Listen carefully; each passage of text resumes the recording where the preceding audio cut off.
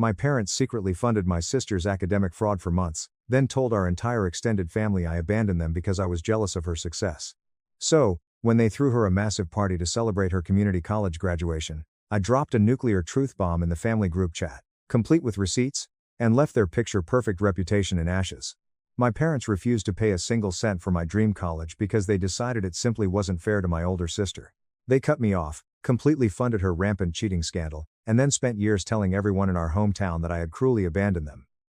When the truth finally came out, I didn't have to scream or yell. My success spoke loud enough. Hey Reddit, my family treated my sister like a Hollywood celebrity and treated me like I was a piece of inherited furniture that occasionally paid the utility bills. So, when they gave me an ultimatum to shrink my life for her, I just said, cool, enjoy the show, packed my tools, and built a life entirely without them. Turns out, they weren't done being completely unhinged. Buckle up, because this one gets loud. My name is Arthur. I'm 27 now, working as an aerospace design engineer at a massive firm that actually appreciates having someone who can solve complex fluid dynamic problems without throwing a tantrum. I wasn't born with this level of bulletproof confidence. I earned it the absolute hardest way possible. But if you want to understand why my patience for disrespect is basically non-existent, you have to meet the people who raised me. My parents are Richard and Margaret. Picture two people who genuinely believe they are running a royal bloodline instead of a standard middle-class suburban household. And their chosen heir to this imaginary throne? My older sister, Chloe. According to my parents, Chloe was basically one minor miracle short of walking on water. If she blinked, they bragged about her vision. If I built something incredibly complex from scratch, they acted like I was just rearranging the kitchen chairs.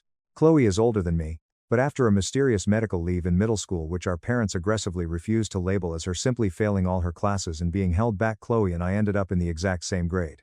That meant we applied to college the exact same year. I wasn't mistreated in the classic, after-school special kind of way. There was no screaming or physical abuse. It was much quieter, much more insidious. Chloe got the blinding spotlight, and I got the dark wall behind the spotlight, and she absolutely loved it. Attention was her oxygen. I swear to you, she couldn't function properly unless people were actively clapping for something she didn't even do. Meanwhile, my entire high school existence was pure work mode. I spent my late nights freezing in the garage, soldering intricate circuit boards, messing with aerodynamics, and building dumb prototype drones because the hum of the machinery helped me breathe. After school, I'd clock into my part-time job at a hardware store, stash whatever meager money I could into a hidden shoebox, then go home and keep building until the sun hinted at showing up again. I didn't need their praise. I just wanted out of that stifling house and into something real. My absolute dream school? This elite, out-of-state aerospace engineering institute I'd been obsessing over since my freshman year. The kind of place where people actually build revolutionary tech and don't just talk about it on social media. The glossy brochures were taped inside my school locker the way normal kids tape up band posters. Chloe's dream school? Whatever expensive, ivy-covered campus looked best on Richard's LinkedIn profile. My dad bragged about her getting accepted to these elite universities months before she even submitted a single application. Margaret was exactly the same. She acted like admissions officers were personally begging Chloe to bless their humble institutions with her divine presence. Chloe obviously soaked up every second of this delusion. She'd walk around town telling people which luxury dorm she'd probably pick, even though she hadn't been accepted anywhere yet. By spring, the thick and thin envelopes started showing up in the mail for both of us. This is where Richard and Margaret's blatant favoritism went from mildly annoying to clinically delusional. When I got my first acceptance letter from a solid-state school, they didn't congratulate me. They didn't even look up from their breakfast. Richard just sipped his coffee and said, "Don't get ahead of yourself, Arthur. We need to focus all our energy on Chloe right now." I didn't argue. It wouldn't have mattered anyway. You can't convince people who have already decided what reality is. Then, the big one finally came, the thick envelope from my dream aerospace institute. And inside? A partial academic scholarship. My hands were literally shaking as I tore it open, and I am not a handshaking type of guy. For the very first time in my entire life, I felt like everything I'd done, the late nights, the burns from the soldering iron, the skipped parties, was actually worth something. I walked into the living room holding the letter like it was made of gold. Richard was watching a golf tournament on TV. Margaret was endlessly scrolling her phone. Chloe was sitting on the couch, practicing her future sorority girl laugh like she was auditioning for a reality show. I told them straight and simple. I got in. And they're giving me a partial scholarship. Dead silence. Nothing. Richard blinked at me like I had rudely interrupted a commercial break. Margaret sighed and said, "That's nice, Arthur, but let's wait on more important news before we start celebrating." Chloe just rolled her eyes dramatically, acting like my massive achievement was some kind of personal inconvenience to her day. A few days later, Chloe's letters finally arrived. First one, rejection. Second one, rejection. Third one, another brutal rejection. Watching her smug face fall was like watching someone drop their brand new phone onto concrete in slow motion. She kept mumbling frantically about how the universities must have mixed up the applications or lost her files. Richard and Margaret absolutely refused to accept reality. They immediately tore into every single excuse available in the human language. The collegiate system is entirely broken. Admissions officers don't recognize real, raw talent anymore. They probably had a strict diversity quota this year that kept you out. They used literally anything and everything except the undeniable fact that their daughter just didn't work hard and had a mediocre transcript. Chloe went into full meltdown mode. She was crying hysterically, blaming the universe, blaming her high school teachers, blaming the weather, basically anything that didn't involve looking in a mirror. She kept sobbing stuff like, "I just don't understand how this could happen to me." As if academic rejection was a concept reserved exclusively for peasants. The house basically turned into a toxic pressure cooker. You could feel the anger and resentment radiating off my parents like industrial heat lamps. I kept strictly to myself and minded my own business because I already knew this massive storm was headed directly in my direction. And I was right. The next morning, Richard walked into the kitchen with this heavy, dramatic sigh, looking like he was about to announce the schedule for a family funeral. He leaned heavily on the granite counter, his serious face locked in, and said, "Arthur, we need a family talk, now." That was it, no context, no warm-up, just the exact tone he uses when he's gearing up to say something incredibly stupid. I didn't say anything out loud, but in my head, I just went, perfect, here comes the absolute nonsense. Richard sat at the head of the dining table like he paid rent for the oxygen in the room. Margaret had her classic "this is going to hurt me more than it hurts you" expression locked in, which was always a blatant lie. And Chloe? She looked like she had been practicing her heartbroken, fragile victim face in a mirror all morning long. I sat down slowly, mostly because standing up would have made it look like I actually cared about what they had to say. Richard cleared his throat loudly. "Arthur, we've talked it over extensively. Your college acceptance is complicated."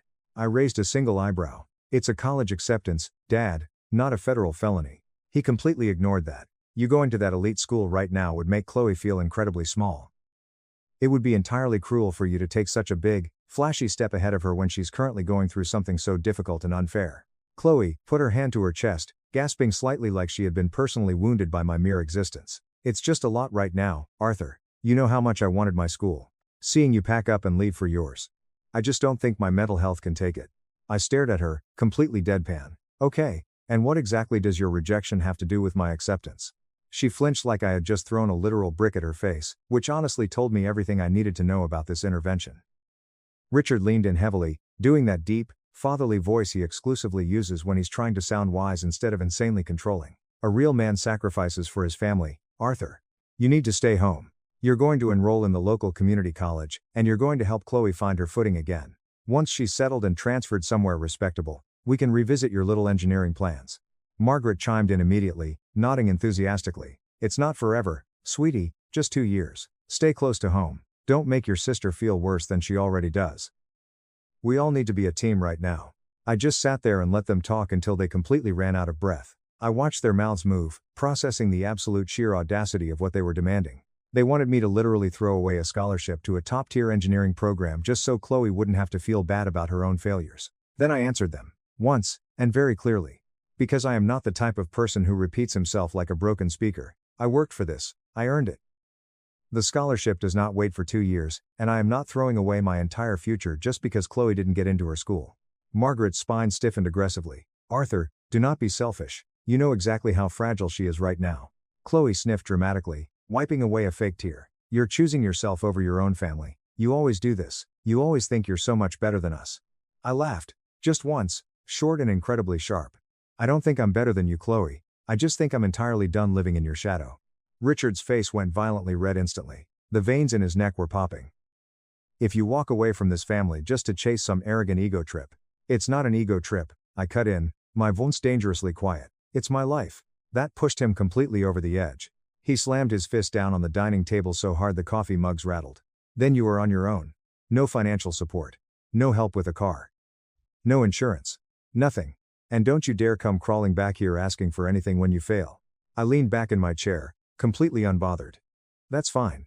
They froze. They fully expected me to start pleading. They expected me to crumble, to cry, and to beg for the parental approval I had never gotten anyway. When I didn't even flinch, their expressions cracked. It was a bizarre mix of shock, anger, and deep confusion. It was like they genuinely weren't prepared to deal with a version of me that didn't immediately fold under pressure. Margaret crossed her arms tight. "If you leave this house, Arthur, do not expect to be part of this family anymore." I shrugged casually, standing up from the table. "You made that choice the second you tried to chain my future to Chloe's ego." Chloe scoffed loudly. "See? You always act like you're so far above us." I looked down at her, completely calm.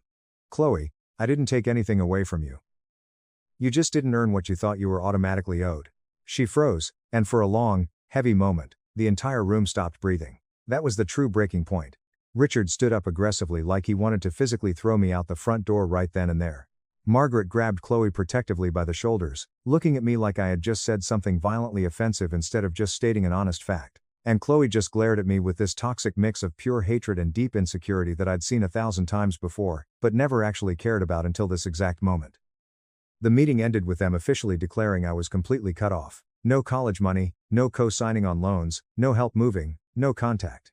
Just a cold, hard dismissal from the people who were supposed to be in my corner. Graduation week for our high school class made their stance even clearer. During senior week, they went absolutely all out for Chloe's minor events. They bought massive balloon arches, expensive gifts, and forced half the extended family to take hundreds of photos with her. At my actual graduation ceremony, they showed up 20 minutes late, stood way in the back, didn't clap when my name was called, didn't speak to me afterward, and left for the parking lot before I even reached them in the crowd. It was ridiculous how normal that felt. I went back to the house, packed what little I had, mostly my engineering tools, some clothes, and a beat-up laptop that already sounded like it had severe emphysema, and I left for my new campus. There was no parade. There was no tearful goodbye. There was no emotional scene in the driveway. It was just me stepping out the front door and not looking back. The first night in my tiny, cramped dorm room, I sat on the thin mattress, looked around at the bare walls, and realized there was absolutely no safety net. There was no backup plan. There was no one to call if I screwed up or ran out of money. And honestly, for the first time in my life, that felt absolutely perfect. Update 1. My dream aerospace school didn't waste any time reminding me that I wasn't in my quiet hometown anymore. The very first week, I walked into a brutal advanced thermodynamics lecture and overheard 3 wealthy kids arguing about which private high school produced better Ivy League candidates. Meanwhile, I was sitting right behind them with a second-hand backpack that squeaked loudly every time I opened it, and a laptop that booted up slower than my grandmother walked. It didn't matter. I didn't come here to compete with their massive trust funds. I came here to work. If they had infinite money, I had infinite stubbornness. That felt like a fair trade to me. To survive, I stacked part-time jobs like I was desperately collecting them. I took the grueling morning shift at the dorm front desk at 4 a.m. I tutored struggling freshmen who didn't even know how to open Python or AutoCAD. I begged for lab assistant hours, cleaning beakers and organizing tools whenever a professor needed someone to do the grunt work no one else wanted to touch. My daily schedule looked like a literal punishment list, but it barely paid my rent and kept me fed on a strict diet of cheap ramen and dining hall scraps. The engineering classes were edibly brutal, but my grades were rock solid. Eventually, one of the senior professors pulled me into his private research lab after watching me fix a botched circuit board in under 5 minutes. Then, a paid internship lined up from that connection. Nothing glamorous, but it was enough to make me feel like I'd finally caught some real momentum. For a while, things felt almost normal. I was exhausted to my bones, but it was a good kind of normal. Then, of course, Chloe had to make sure everyone remembered she existed. One night, around 2 a.m., I took a brief break from studying for midterms and absent-mindedly opened my phone. Bad idea. The very first thing on my social media feed was a massive, dramatic text wall written by Chloe, complete with crying emojis, dramatic paragraph breaks, and the classic "I just want to be raw and honest on here" opener. Her rant went something exactly like this: Arthur completely abandoned our family. He thinks he's so much better than us now. He walked away when we needed him the most. My mental health has been in the trash, and he didn't even care. Some people just don't have any loyalty in their blood. There were dozens of comments under it. Some were from old hometown classmates who barely even knew us, but absolutely loved siding with whoever yelled the loudest on the internet. Some were her mutual friends saying, "You deserve so much better, Queen." So toxic. A few confused relatives asked if I had really just run away in the middle of the night. I stared at the screen and just snorted. Wow. I muttered to my empty dorm room. Didn't know I died and became a supervillain off-screen. Dark humor was the only thing keeping me from punching a hole in the drywall, but the post stuck in my head way longer than I liked. It wasn't the post itself that bothered me. It was how fast people blindly believed her twisted version of reality. She wrote the entire script, and I wasn't even in the room to correct the narrative. I forced myself to put the phone down and went back to studying, because my landlord didn't care about my public image. Then, my laptop decided to betray me, too. The thing had been coughing and wheezing for months. That night, right in the middle of a massive fluid dynamics report, it let out a sad, pathetic click. The screen froze, went entirely blue, and then the whole machine died like it was clocking out permanently. It was finals week. I had major projects due, lab reports half written, code half finished, and I had exactly $0 in my checking account to fix or replace it. I didn't panic. I just stared at the black screen, breathed in once, and said out loud, "All right, guess we're doing this the hard way." I practically lived in the university library for the next week. Literally, I slept on the hard wooden chairs between study sessions. I used the campus loaner computers that felt older than I was, and I frantically tried to rebuild every single line of code and text I had lost. I dug through old cloud drive backups, begged a TA to give me a 24-hour extension, and worked on restoring my files like I was carefully defusing a bomb. It was pure, unadulterated survival mode, but I didn't break. I didn't have the luxury of breaking. By the end of that horrific week, I was running purely on stale coffee, recycled library air, and pure spite. My eyes looked like I hadn't slept in 10 years, but the work was finally done, barely. I walked out of my last final exam feeling like an absolute ghost, but a ghost with decent grades. I made it back to my dorm thinking I'd finally just collapse onto my bed for 3 days straight. Instead, my phone violently buzzed in my pocket. It was a text from Chloe. "I'm nearby. Come outside." I stared at the screen, blinking through my exhaustion. A little dramatic for someone who supposedly hated my guts and claimed I abandoned her. I figured it was just a stupid prank from her friends, but when I walked down the stairs and stepped outside into the cold air, she was actually standing there. She had her arms crossed, wearing a brand new designer jacket, with her classic wounded princess expression ready to go. An expensive rideshare SUV sat idling behind her with its blinkers on. She started with the soft, manipulative approach. "Mom's been crying every night. Dad's furious at you. Are you really going to do this forever, Arthur?" I leaned heavily against the brick wall of the dorm, too tired to even pretend to care. "You guys disowned me, Chloe. Don't act all shocked that I actually stayed gone." Her face twisted instantly into a sneer. "You always had to be the better one, Arthur. You couldn't just let me have my thing for once." "Your thing?" I echoed, rubbing my eyes. "Chloe, I didn't take anything from you. You didn't get into your school because you didn't do the work.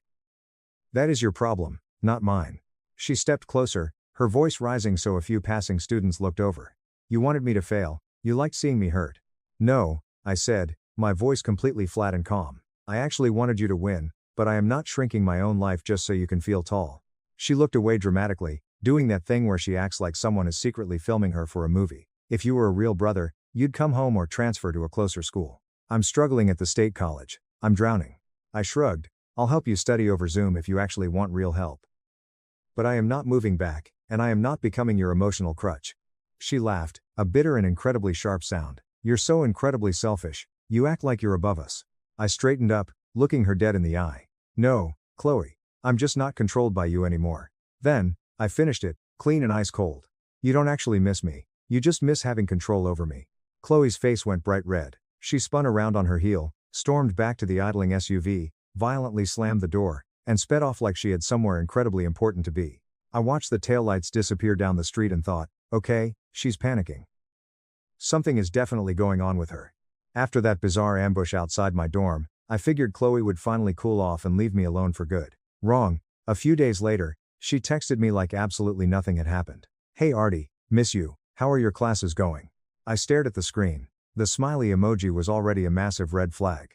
Chloe didn't miss people. She missed utility. I answered with one single word. "Busy." She responded instantly, "Aw, I'm so glad you're doing okay. I've been thinking about you a lot lately." "Right? Sure." Then, she finally got to the real reason she reached out. "Hey, can you send me that fluid dynamics lab write-up you mentioned last time? I'm taking a similar introductory course here and I am literally dying over here lol. Just need to see how you structured it." There it was.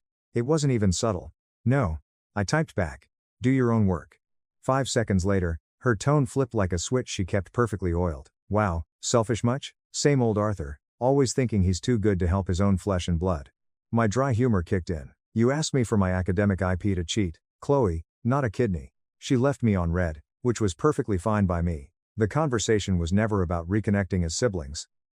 She just wanted an academic crutch and fully expected me to play the role of the obedient little brother. 2 days later, my cousin Sarah messaged me. Sarah was one of the few relatives who actually saw through my parents' insanity. "I'm pretty sure Chloe is heavily cheating at her new school," Sarah wrote. She barely even goes to class, but somehow she's getting perfect A's on every single paper. I wasn't surprised in the slightest. Chloe always treated actual effort like it was completely beneath her, but Sarah wasn't just guessing. She sent me a flood of screenshots from Chloe's college roommate. The roommate had recognized a purchased essay that Chloe had stupidly recycled for a peer review session. The roommate forwarded receipts and direct messages from their shared apartment chat, plus literal emails where Chloe was arranging heavy Venmo payments for online quizzes, ghostwritten essays, and coded assignments. It wasn't subtle cheating.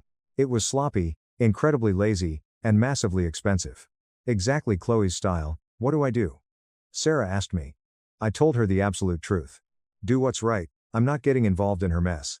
Sarah didn't hesitate. She anonymously reported the entire cache of evidence to Chloe's University Academic Integrity Office. They launched a massive investigation immediately. Meanwhile, Richard and Margaret were performing their usual insane double life routine back in my hometown. I heard from a mutual friend that when other parents at church asked how I was doing, Richard would smile like a proud, slimy politician and say, "Oh, Arthur's at a top-tier aerospace program out of state. We always knew our boy would make it big." Cute, considering the absolute last thing he told me was to never come back and cut me off without a dime. Margaret chimed in, too, to anyone who would listen. "Our son is doing amazing, he's so dedicated to his studies." Dedicated? I was the kid they literally kicked to the curb like a defective kitchen appliance. But apparently, hoarding bragging rights mattered way more to them than remembering their own vicious words. The investigation into Chloe's massive cheating ring took about a month, but the rumors started leaking early. Someone in the administration office knew someone who knew someone, and suddenly whispers spread like wildfire across her campus. Chloe panicked, and like clockwork, she immediately blamed me. On social media, she posted, "Funny how the second my brother leaves the state, he still manages to try and ruin my life. Must be nice trying to destroy your own family from miles away just because you're jealous." Relatives I hadn't spoken to in over a decade started messaging me like I had just committed a federal crime. "Why would you sabotage your own sister? You always held such petty grudges.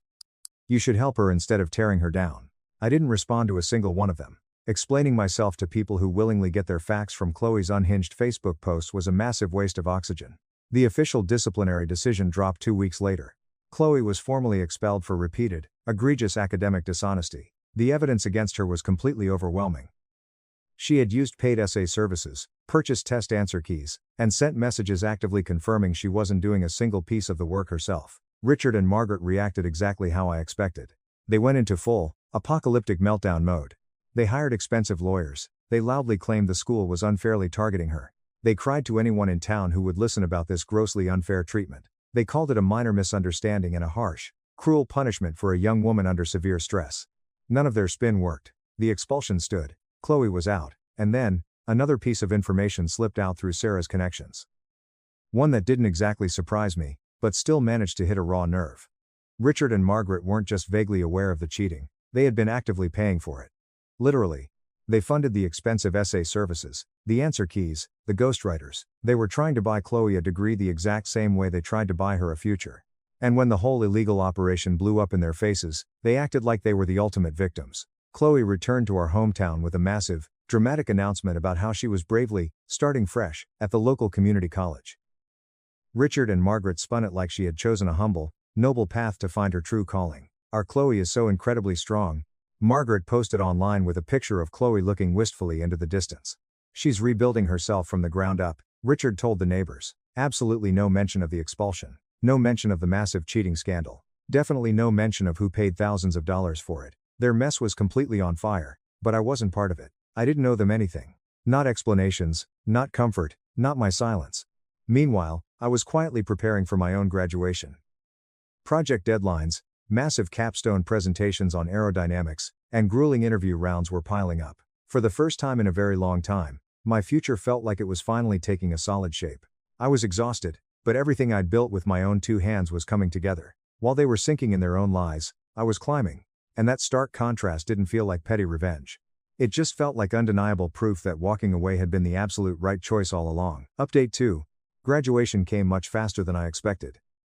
1 minute I was sleeping in the library, living off loaner computers and ramen, and the next I was standing in the sun in a cap and gown with an honors cord draped around my neck. It felt completely surreal, but also deeply earned. Every late night, every brutal 4 a.m. shift, every insult hurled at me from home, it all stacked into that one single moment. Richard and Margaret didn't show up, obviously. No congratulations text, No "we're proud of you" card, not even a lazy phone call. They attended Chloe's elementary school honors assembly with more enthusiasm than they ever showed for my actual engineering degree. I took the diploma, nodded at the polite applause, and walked off the stage without bothering to look for faces in the crowd that were never going to be there. A week later, I got the email I'd been grinding for since my freshman year. A massive job offer from one of the top aerospace engineering firms in the country. The exact kind of elite place Richard used to name drop when bragging about successful people he barely knew. The irony definitely wasn't lost on me. The offer was incredible: high salary, full relocation stipend, top-tier benefits, the works. I accepted immediately, signed the onboarding forms, and thought that for once, something in my life was going to be simple. Of course, it wasn't. 2 days before my official start date, the company's HR sent over the standard background check forms asking for my residential address history and a primary emergency contact. I listed no contact for family and used a close college friend as my emergency contact. The third-party screening vendor followed up politely, asking for a simple verification of my long-term independence for their records. I kept it incredibly short. My parents formally disowned me when I chose my college. We are not in contact. I gave them my campus housing supervisor as a professional reference. 48 hours later, the background check cleared. See you Monday. I didn't celebrate. I just exhaled a breath I felt like I'd been holding for 4 years and moved forward. I moved to a new city, rented a small apartment, bought cheap furniture, and settled into a neighborhood that constantly smelled like old coffee and ambition. I started the aerospace job with the exact same frantic energy I'd had in college: outwork everyone in the room and never complain. It paid off. Within the very first year, I went from entry-level grunt work to leading a small design team. By the second year, I was managing my own massive project division. When you grow up with parents who treat you like peeling wallpaper, hearing brilliant coworkers actually value and implement your input feels almost foreign. Life was steady and quiet until one random weekend at the grocery store. I was in the produce aisle when I ran into someone from my hometown. Greg, a guy I used to sit next to in high school physics. We weren't close friends, but we weren't enemies either. He spotted me in the checkout line and his eyes went wide. "Arthur? Dude, no way." He looked me up and down like he'd just discovered a rare, extinct animal. "I heard you moved out here. So, you really just left your family behind, huh?" I blinked, holding a bag of apples. "That's what you heard?" He shrugged, looking a little awkward. "Yeah, I mean, Chloe said you completely abandoned them. That you wanted absolutely nothing to do with them once you got your fancy scholarship." I let out a short, genuine laugh. "That's funny. They disowned me, Greg, not the other way around." He froze, his cart halfway into the lane. "Seriously?" "Seriously," I said, my tone flat. "They explicitly told me not to come back when I chose my college over going to community college with Chloe. She didn't want anyone outshining her. Oh, and they actively supported and funded her cheating in college. She got expelled for academic fraud, and somehow, they spun it so I became the villain." Greg looked incredibly uncomfortable, like he had just realized he'd been rooting for the wrong movie character for years. "Man, that is not what anybody back home says." "Look, anybody back home says." "Yeah," I said, scanning my apples. "Because they only ever hear Chloe's script." He didn't have anything else to add. He just nodded slowly, muttered a quick "sorry dude," and wheeled his cart away as fast as he could. That moment didn't make me angry. It just confirmed exactly how far and how deep my parents' lies had spread in my absence. Months rolled into years. More promotions came at work. My apartment got nicer. My life finally stopped feeling like something I constantly had to defend. Sarah kept me updated about Chloe's life, usually with text messages that started with, "You are not going to believe this." According to Sarah, Chloe bounced around the local community college classes for years, quitting half of them halfway through the semester, constantly blaming the professors for not understanding her unique potential. Richard and Margaret smothered her with toxic support the entire time, acting like she was simply too special and gifted for normal academic expectations. It didn't surprise me at all. They built her a soft world with absolutely zero consequences, and she happily stayed in it. I didn't hear a single word from my parents directly. Not on my birthdays, not during the holidays, not when I got promoted, not ever. Silence became the default state of our existence. Then, one day, Sarah sent me a message that changed everything. "Chloe is finally finishing her 2-year associate degree. It took her 5 years, but she did it. They're throwing a massive party for her this Saturday. Everyone is acting like she overcame some massive, unprecedented hardship." I laughed under my breath at my desk. Of course they are. A literal parade for cleaning up the massive mess they created themselves. Classic Richard and Margaret. Then Sarah added a second text. "They're telling everyone it's a huge family milestone, and your name is coming up a lot." That got my full attention. My family loved rewriting history. They'd been doing it since the very day I left with my squeaky backpack. But I wasn't an 18-year-old kid anymore, and I wasn't going to let them keep the sole authorship of my life story. I wasn't going to go back to that town, but I also wasn't going to stay silent while they used my name to prop up their delusions. The truth had been buried deep enough, for long enough. Chloe's community college graduation party landed on a Saturday afternoon when I was supposed to be relaxing after a grueling 60-hour work week. Instead, my phone started buzzing non-stop on my coffee table like it owed me money. Sarah was the first to break through the wall of notifications. "Arthur, they're dragging you again," her message started. "It's really bad this time. They are rewriting everything." I replied, sipping my coffee, "Define everything." She actually called me instead of typing, which was already a massive sign that things were exceptionally stupid. "You're the ultimate villain today," Sarah said, her voice hushed like she was hiding in a bathroom. "They are literally standing in the backyard telling everyone who will listen that you aggressively abandoned the family. They said you maliciously refused to help Chloe when she was struggling in a toxic school environment, and that you cut ties because you think you're too good for us." I sighed, staring at my ceiling. Of course they are. But Sarah wasn't done. "Arthur, they're saying Chloe bravely chose community college to find herself, and that you're just incredibly jealous that she stayed close to family while you're miserable and alone." I actually laughed out loud. Dark humor kept my blood pressure down. Jealous of Chloe's 5-year academic speed run to academic probation? Sure. Makes total sense. "Arthur, I'm serious," Sarah whispered. "People are actually believing them. Even the older relatives who definitely know better are nodding along because Richard and Margaret are acting like their twisted version is absolute gospel." I didn't raise my voice. I didn't get heated. I just set my coffee down and said, "All right. Time to fix the narrative." She exhaled sharply. "You're really going to do it?" "Oh, yeah," I said, opening my laptop.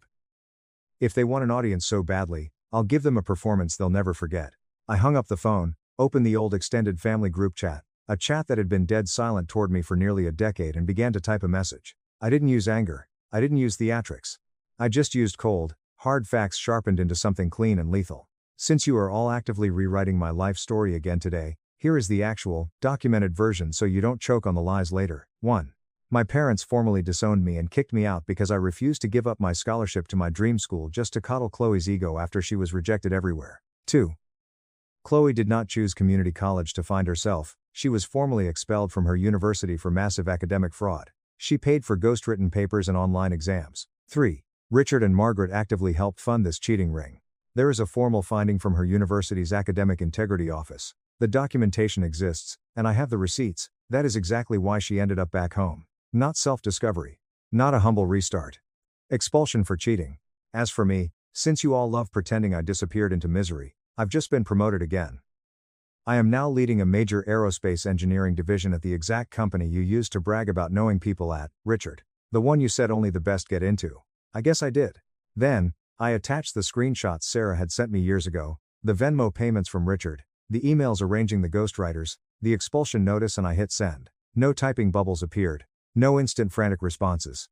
Just dead, heavy stillness in the chat. Sarah texted me immediately from the party. "Oh my God, Arthur." The entire backyard just froze. Apparently, Uncle Dave had the group chat open on his iPad and he just read your message out loud. Not dramatically, just quiet, like he was tossing a live grenade onto the buffet table. I sat back and watched my phone as Sarah gave me the play-by-play through rapid-fire texts. Everyone completely stopped talking. Richard looks like he just swallowed a stapler. Margaret's face is paper white. Chloe is crying, but she's also yelling at the same time. It's hard to tell. People are whispering loudly. Your Uncle Dave just looked at Richard and asked, "Is this actually true?" And nobody answered him. Then, absolute chaos. Full chaos. People are arguing. The neighbors who came over just left early. I leaned back in my chair, staring at the screen like it was a clear window into a burning circus. Another message from Sarah came through. Richard is frantically saying this is a massive misunderstanding. No one believes him because of the screenshots. Margaret is crying and blaming extreme stress. Chloe is screaming that you ruined her special day by airing private family matters. Someone just asked them why they lied to everyone for years. They literally walked away into the house. I didn't feel triumphant. I didn't feel angry. I just felt incredibly done. Completely and utterly done with that toxic fantasy world they kept trying to drag my name into. 10 minutes later, the family group chat finally woke up. "Margaret, how dare you do this to us tonight of all nights? You had no right to humiliate your sister like this." "Richard, you are sick. Arthur, sick. You always wanted to destroy this family. Chloe, I hope you're happy. You always wanted to ruin my life." I muted the chat. I didn't even bother responding. Their anger wasn't new to me, It was just significantly louder this time because their precious audience had finally heard the actual truth. Sarah texted again, "People are leaving in droves." A few relatives pulled me aside and said they had serious questions about your parents' stories for years but never wanted to pry. Then, a minute later, "Arthur, I think you just blew up the entire family mythology." I typed back, "Wasn't much of a mythology, just a really long-running delusion." She sent a laughing emoji, followed by a serious one. "You did the right thing. They've been lying forever. It's over." After that, the night finally quieted down. I put my phone on the charger and went back to cleaning my apartment like absolutely nothing had happened. The truth doesn't need applause to be true. About 2 hours later, my phone lit up again. This time, the tone wasn't pure rage. It was sheer desperation. "Arthur, please answer the phone, we need to talk about this. You misunderstood everything. We can explain the payments. Please don't do this to us." I ignored it. Clarity had finally caught up to them. Not because they actually regretted what they did to me, but because other people finally saw them for who they really were. By the next morning, their tone shifted even more radically. "We are family, Arthur. We can fix this if you just talk to us. Let's put this ugly business behind us. Life is way too short for grudges. I miss my boy. Please respond." The sudden flood of "we care" messages hit harder than their rage, but not in the way they intended. It wasn't love. It was absolute fear. Fear that their carefully crafted story wasn't the official narrative anymore. I didn't text back, because I knew exactly what came next. It always came in the exact same order with them: denial, anger, shame, guilt, and then the fake reconciliation attempt. And sure enough, later that night, one final message came through from Margaret: "We just want our son back." They had absolutely no idea how late that sentiment was. The morning after Chloe's disastrous party meltdown, I woke up to a text message from a number I barely recognized. It was my aunt, one of the quiet ones who usually stayed out of the family drama. I saw some of the emails about Chloe's situation back then, she wrote. Then, she forwarded me a massive chain of screenshots from a secret family damage control thread Richard had started years ago when they were drafting appeal letters for Chloe's expulsion. He had CC'd a few close relatives for moral support. The messages explicitly showed Richard authorizing thousands of dollars in payments to SA services. They showed Margaret detailing plans to cover Chloe's tracks. And worst of all, it included lines from Richard like, "As long as Arthur never finds out about this, we can protect her image." It didn't shock me, but it tightened something deep in my chest. It wasn't just true, it was heavily documented by their own hands. They had the receipts, and they actively buried them. My aunt added one more text: "I didn't know how deep the lies went. I thought they would eventually talk to you. I thought you knew. I am so sorry they put you in this spot for years." It didn't fix the past, but it validated everything. It gave incredible weight to my decision to step away. It made that initial family talk ultimatum feel even more like a rigged stage trap. I thanked her, told her she didn't owe me anything, and put my phone down. Not 2 minutes later, the massive guilt storm from my parents hit. First came Margaret's incredibly long, emotional paragraphs. She must have written them at dawn, genuinely thinking that sincerity multiplied when stretched to a 1,000-word essay length. "Arthur, family is literally all you have in this world. You are breaking my heart into pieces. You don't understand how incredibly hard parenthood is. I love you so much, even if you can't see it right now. Please don't ruin our family over one mistake." One mistake. That line almost made me laugh out loud. Then Richard chimed in with his classic cold approach. Short, sharp sentences meant to sting. "After everything we did for you, you owe us basic respect. We gave you a roof over your head. You gave us betrayal. You never understood what real sacrifice is." I sat there reading them, feeling absolutely nothing except mild annoyance. It was such a predictable pivot. Their anger hadn't worked, so now they were trying guilt, which always worked perfectly on Chloe, but never on me. I didn't respond right away, so they frantically tried another tactic, completely rewriting history again. Margaret wrote, "We never disowned you, Arthur. You misunderstood us completely. We were just hurt, not hateful." Richard added, "We simply asked you to stay close to support your sister. That is not disowning you." I actually did laugh at that one. These people could look at a massive F5 tornado ripping through their living room and say, "It was just a light breeze, you're being so dramatic." More messages flooded in. "We didn't choose Chloe over you. We tried our absolute best as parents. You're remembering it all wrong. You exaggerate everything." They desperately wanted a version of reality where they hadn't cut me off. A version where Chloe's massive failures were just tragic whims of the universe, not the direct consequences of her own lazy choices. A version where I was the unstable, crazy one who ran away for no reason. Then came the final reconnect push. "Let's talk on the phone. Come visit us. Let's put this all behind us. We miss you so much. Your sister just wants peace. We should heal as a family. Our day. None of it was actually about me. It was entirely about restoring the public image they cared so deeply about. They wanted the glossy appearance of a united family, not the actual hard work of being one. They wanted me to come home so no one could say, "Where's Arthur?" at Thanksgiving gatherings anymore. They wanted Chloe to feel like she wasn't the only one who messed up her life. They didn't want times me, they wanted the old version of me that stayed silent and compliant in the background. I didn't give them that. I finally responded with one clean message: I will talk to you when you are ready to publicly admit what you actually did.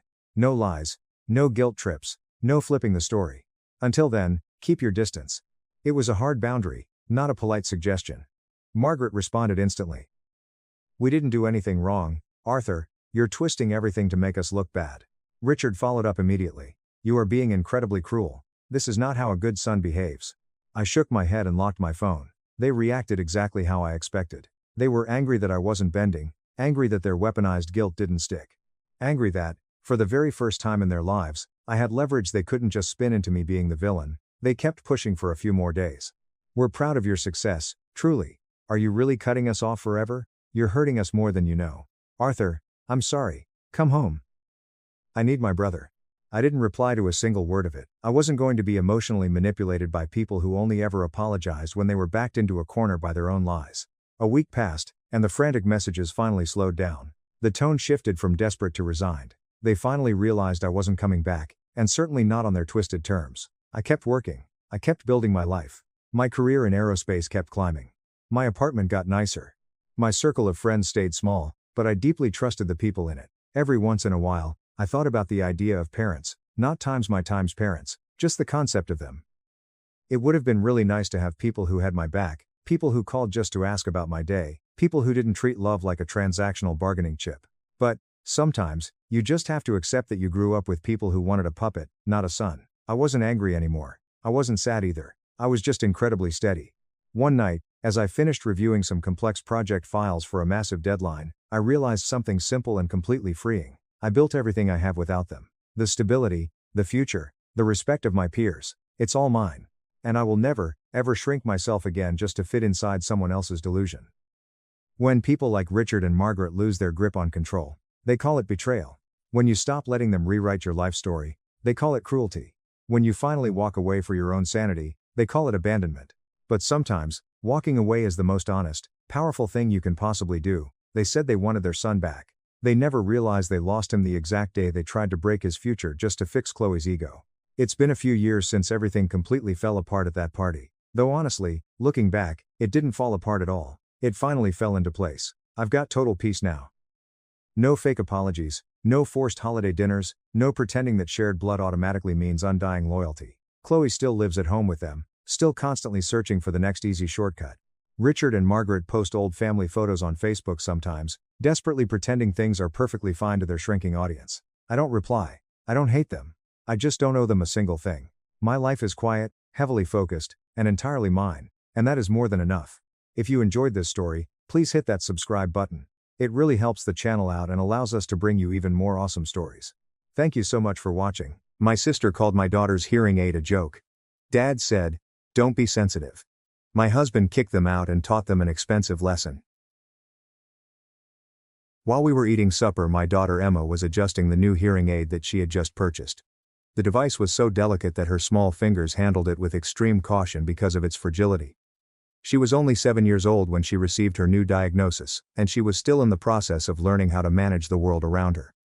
Despite the fact that it had only been 4 weeks since the audiologist had fitted it, she was doing remarkably well with the adjustment. My sister Rachel asked in a loud voice, "What is that thing on her ear?" while pointing to the opposite side of the table. She was referring to the item that was on her ear. Although my husband James was seated next to me, I put a loving touch on his arm. When Ma's hand was halfway to her water glass, she froze up and stated, "It looks like some kind of robot attachment." I did this despite the fact that James was rigid. When I murmured, "It's a hearing aid," I was correct in my assessment. Emma has moderate hearing loss. While Rachel was laughing, she looked about at our parents, our brother Ethan and Grace, who was married to Ethan. "A hearing aid," she said as she looked around at everyone in the room. It was my mother who used the phrase, "At 7 years old? Well, that's unfortunate," to describe the situation. Have you considered less visible options? This is the most effective option for her development, I said to her. It is the best choice. The questions, development, and, is she going to require special accommodations, were posed by my father on several occasions. My response to her was, "She is enrolled in a typical classroom. More equipment." She heaved a profound sigh. This is what happens when you wait until your mid-30s to have children. On Emma's face there was a trace of a wrinkle somewhere. According to their expectations, she possessed a more profound grasp. The hearing aid did an excellent job of amplifying their vile words with its amplification capabilities. During the time that James was talking, his fork made a clattering sound on his plate. He said, "That is sufficient." It was then that my father intervened and said, "Oh, don't be so sensitive," expressing his opinion. "Rachel's just concerned. We all are. These things affect the whole family." The question that I posed to Emma was, "How exactly does Emma's hearing aid affect you?" I asked her while keeping my tone of voice constant. In a low voice, my mother made a remark. "Well, there's the social aspect. People notice. They ask questions. Your sister's children go to acknowledged Westbrook Academy. They have friends whose parents know our family. It reflects on all of us."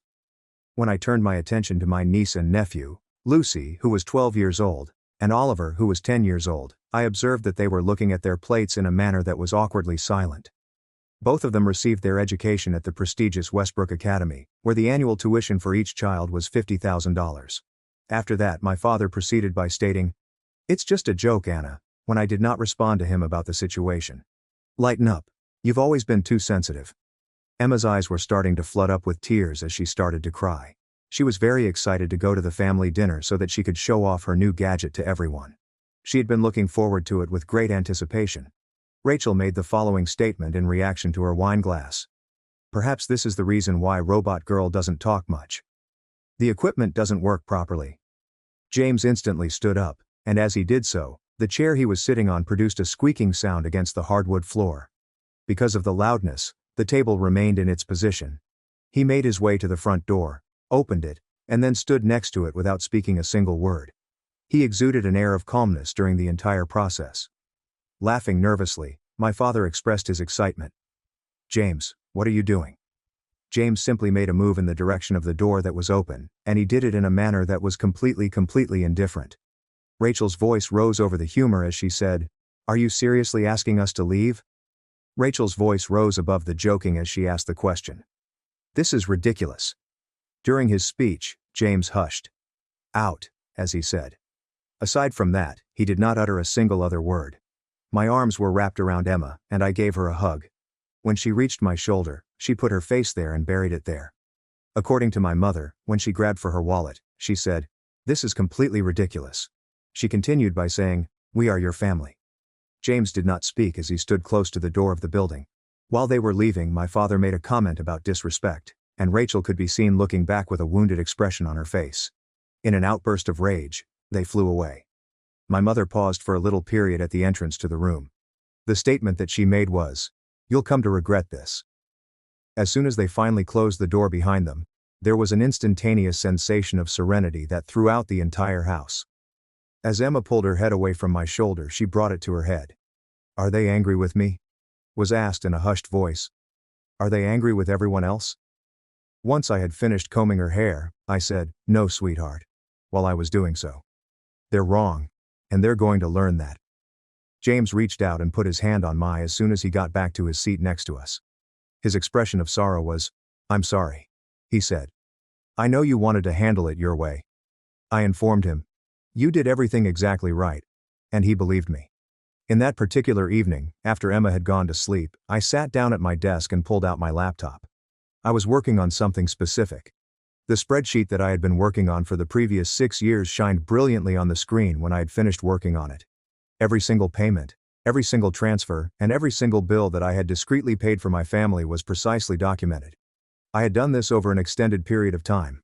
An educational trust that I had established was responsible for covering the annual tuition of $95,000 that Lucy and Oliver had to pay in order to attend Westbrook Academy. The membership that my parents have at the country club, which is $20,000 every year. The luxury vehicle that my father drives is leased for a monthly payment of $1,600. It is estimated that my mother's preferred specialists, who are folks who are not included in her insurance network, will cost her around $3,500 per month. On a monthly basis, Ethan paid payments of $6,000 on the corporate loan that he had taken out. This was the only thing that protected his consulting firm from going out of business. 2 years ago, the company that I had created, which was a manufacturer of medical devices that specialized in audiology equipment, went public. I had started the company. Upon its first public offering, the company was valued at $2 billion. By themselves, my shares were worth around $450 million when taken into consideration. I had been living a simple life, driving a car that was 7 years old and wearing an apparel that I purchased from department stores. I had been keeping this information to myself. I wanted my family to appreciate me not because of what I could provide for them, but because of who I was. However, they had never put any emphasis on me. I was the person who quietly addressed difficulties while they claimed credit for success and mocked my perceived failings. I wanted them to love me because of who I was. When there were problems, I was the person who was responsible for solving them, the backup plan, and the person who was accountable for correcting them. Following the establishment of my banking site, I started the process of initiating the termination of the automated payments. For a considerable amount of time, the sensation of each click was comparable to the act of breaking a cord that had been choking me. It was 6:45 in the morning when I awoke the following morning, and my phone was already buzzing. During the time when Emma was using her hearing aid to acquire the ability to identify sounds, I was making her breakfast. Rachel's name showed on the screen for a very brief moment. My voicemail was full of the call that was left. Following the passage of 3 minutes, Ethan made a phone call. The next person to arrive was my mother, and then my father. At around 7:30, the text message that my mother had sent arrived. Westbrook Academy called. They say the trust fund payments have been suspended. There must be a banking error. When asked about it, I responded by saying, "There was no mistake, I have removed all funding for education." My mobile device was flooded with calls from all directions. While I was driving Emma to school, I chose to switch off the phone and observe her as she made her way to the classroom where she was registered. Her instructor threw a wave through the glass to encourage her to continue. At the time that I returned to my residence, there were a total of 44 text messages and 17 phone calls that I had failed to complete. In a systematic manner, I went through the process of reading them. "Rachel, you can't do this. Sophie and Nathan's education isn't a game." It was the father of my children who said, "This is childish. We can discuss it like adults." "My business account shows a failed transfer. We need to talk," Ethan said. "I understand that we need to talk." I called Rachel back at the beginning of the process. It was on the very first ring that she gave her response. "What the hell are you doing?" she said in a tone that was harsh and demanding. "Westbrook just said Sophie and Nathan's tuition hasn't been paid. The educational trust has been terminated," I remarked in a calm and collected manner. "The one I established 6 years ago." "What trust?" "The trust funded by my company, Audi Tech Solutions. We manufacture hearing aids. We went public 2 years ago." Due to the fact that the stillness had persisted for a considerable period of time, I checked to see if the call had been terminated. In the end, Rachel made the statement, "You do not have a company." And she was absolutely correct. "I'm the founder and vote. We went public 2 years ago. The Wall Street Journal covered it." "This is completely insane," she remarked. "The trust helped your children access quality education, but last night you mocked my daughter's disability. Called her robot girl. So, I've reassessed my support." Rachel exclaimed in a hurried tone. It was a joke, and she was right. "You know, I didn't mean anything by it." "Actually, I don't know that. What I know is that you humiliated a 7-year-old child at a family dinner." "My family's financial situation has changed accordingly." "Anna, please. Sophie and Nathan's education can be funded by their parents." A very brief interruption was made by me. "Both of you, along with your husband, are now working. You are able to make choices, such as going to public schools or applying for scholarships. These are the alternatives that you probably assumed I had when you made fun of my daughter's medical device. You have options accessible to you." Immediately as the conversation came to an end, I grabbed my phone and dialed the number for the country club's billing department. "This is Anna Morrison. I need to cancel the family membership under the Bennett account." The representative went into the database and obtained the account on their own. "Mrs. Morrison, you're listed as the payment guarantor. Are you aware this will affect 4 family members' access?" "I'm aware. Please proceed with immediate cancellation." 1 minute and 30 seconds after I had hung up, my father called me on the phone. The inquiry, "What is happening?" was put by him without any prior preparation being done with it. "Your mother just received a call from the club. They're saying our membership has been canceled and her doctor's office is asking for a new payment method. In a detailed statement, I informed you that I had terminated all of the periodic payments, the country club membership, Moms that I had been making on your behalf, out-of-network specialists, your car lease, Ethan's business support, all of it. You've been making payments. It appeared as though he was extremely perplexed. What are you talking about, Dad? Where did you think the money was coming from? Your insurance doesn't cover Mom's preferred oncologist. Your portfolio took major losses in 2020. Ethan's consulting business operates at a deficit. I've been covering approximately $20,000 monthly in family expenses for the past 6 years. It is not possible, he remarked in a statement that was straightforward. You don't have that kind of money. I do not even come close to having that amount of money in my possession. I have founded a medical device company that has improved the technology behind hearing aids that are within a reasonable price range. We have established supply chain relationships with each and every major audiology clinic in North America, and we also have contracts with 16 other countries globally. Last quarter's revenue was $250 million. His disgruntled daughter, the one who had never quite lived up to expectations, was the subject of his attention as he processed information that did not correspond to his understanding of her. During the time that he was processing the information, I could hear him breathing. Inexplicable is the fact that you would decide to stop providing help to us because of a relatively small misunderstanding. At long last he inquired about it. No, there was no misunderstanding at all. Rachel made a conscious effort to make fun of Mia's hearing aid. As soon as I raised my objections, you encouraged me to calm down. Given the potential for Emma's medical equipment to create social embarrassment for the family, Mom urged that we conceal it. It was not a case of bad language that ended up happening. As a group you made the decision to treat my child as if they were a burden that was embarrassing. He objected and added in a weak voice. We didn't mean it that way. As he stated his position. Could you kindly explain to me what the right manner is to refer to a child with a handicap as a robot girl, while we are having dinner together as a family? If that is the case, then how did you mean it? Not being able to give an answer, he was silent. In the next sentence I stated, the Westbrook tuition bills are scheduled to arrive in 10 days. They will be $95,000 for both of the children. Beginning the next month the country club will begin sending direct bills to Mom's account. The next payment on your automobile lease is due in 3 weeks. The 15th is the day when Ethan is supposed to make the payment on his company loan. As of right now, all of them are your obligations. Please, Anna, make an effort to be reasonable. All of this is beyond our ability to pay for. When that time comes, you will be required to make certain choices. When I was parenting a child who had specific medical requirements, you believed that I was making the same decisions that I am now. Cut back on the amount of money you live on. Use medical professionals that are already a part of your network. Consider purchasing a car that is not as glamorous as others. Do some research on the opportunities available at public schools.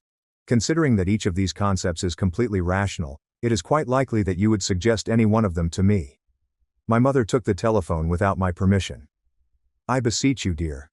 We all adore you and Emma. Despite the fact that the events that occurred last night were horrific, we are a family. I added quietly. A child's disability is not something that the family makes fun of. The family does not propose concealing medical equipment since there is a possibility that it would create social embarrassment. Furthermore, the family does not suppose that they are going through financial troubles when they are concealing their assistance. The tone of her voice was one of urgent concern as she continued. We were unaware that you were providing us with financial assistance. You have manufactured a tale about my failings, and you have stopped noticing the truth that is there in front of you. You have never seen a single mother who is dealing with a child who has a medically serious disease appear to be so calm about bills. You have never seen a single mother make such a statement.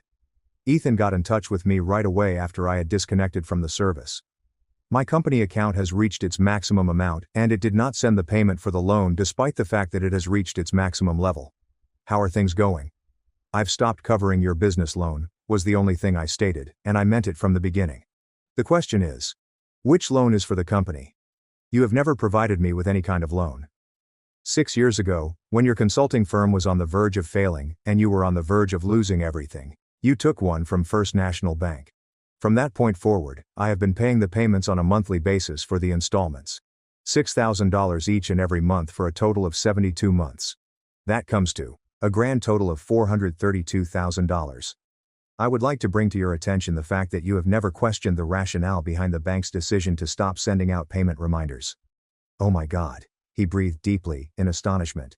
I thought the bank had some kind of grace period program. I was the star of the show. This is the end of it. Is that the case?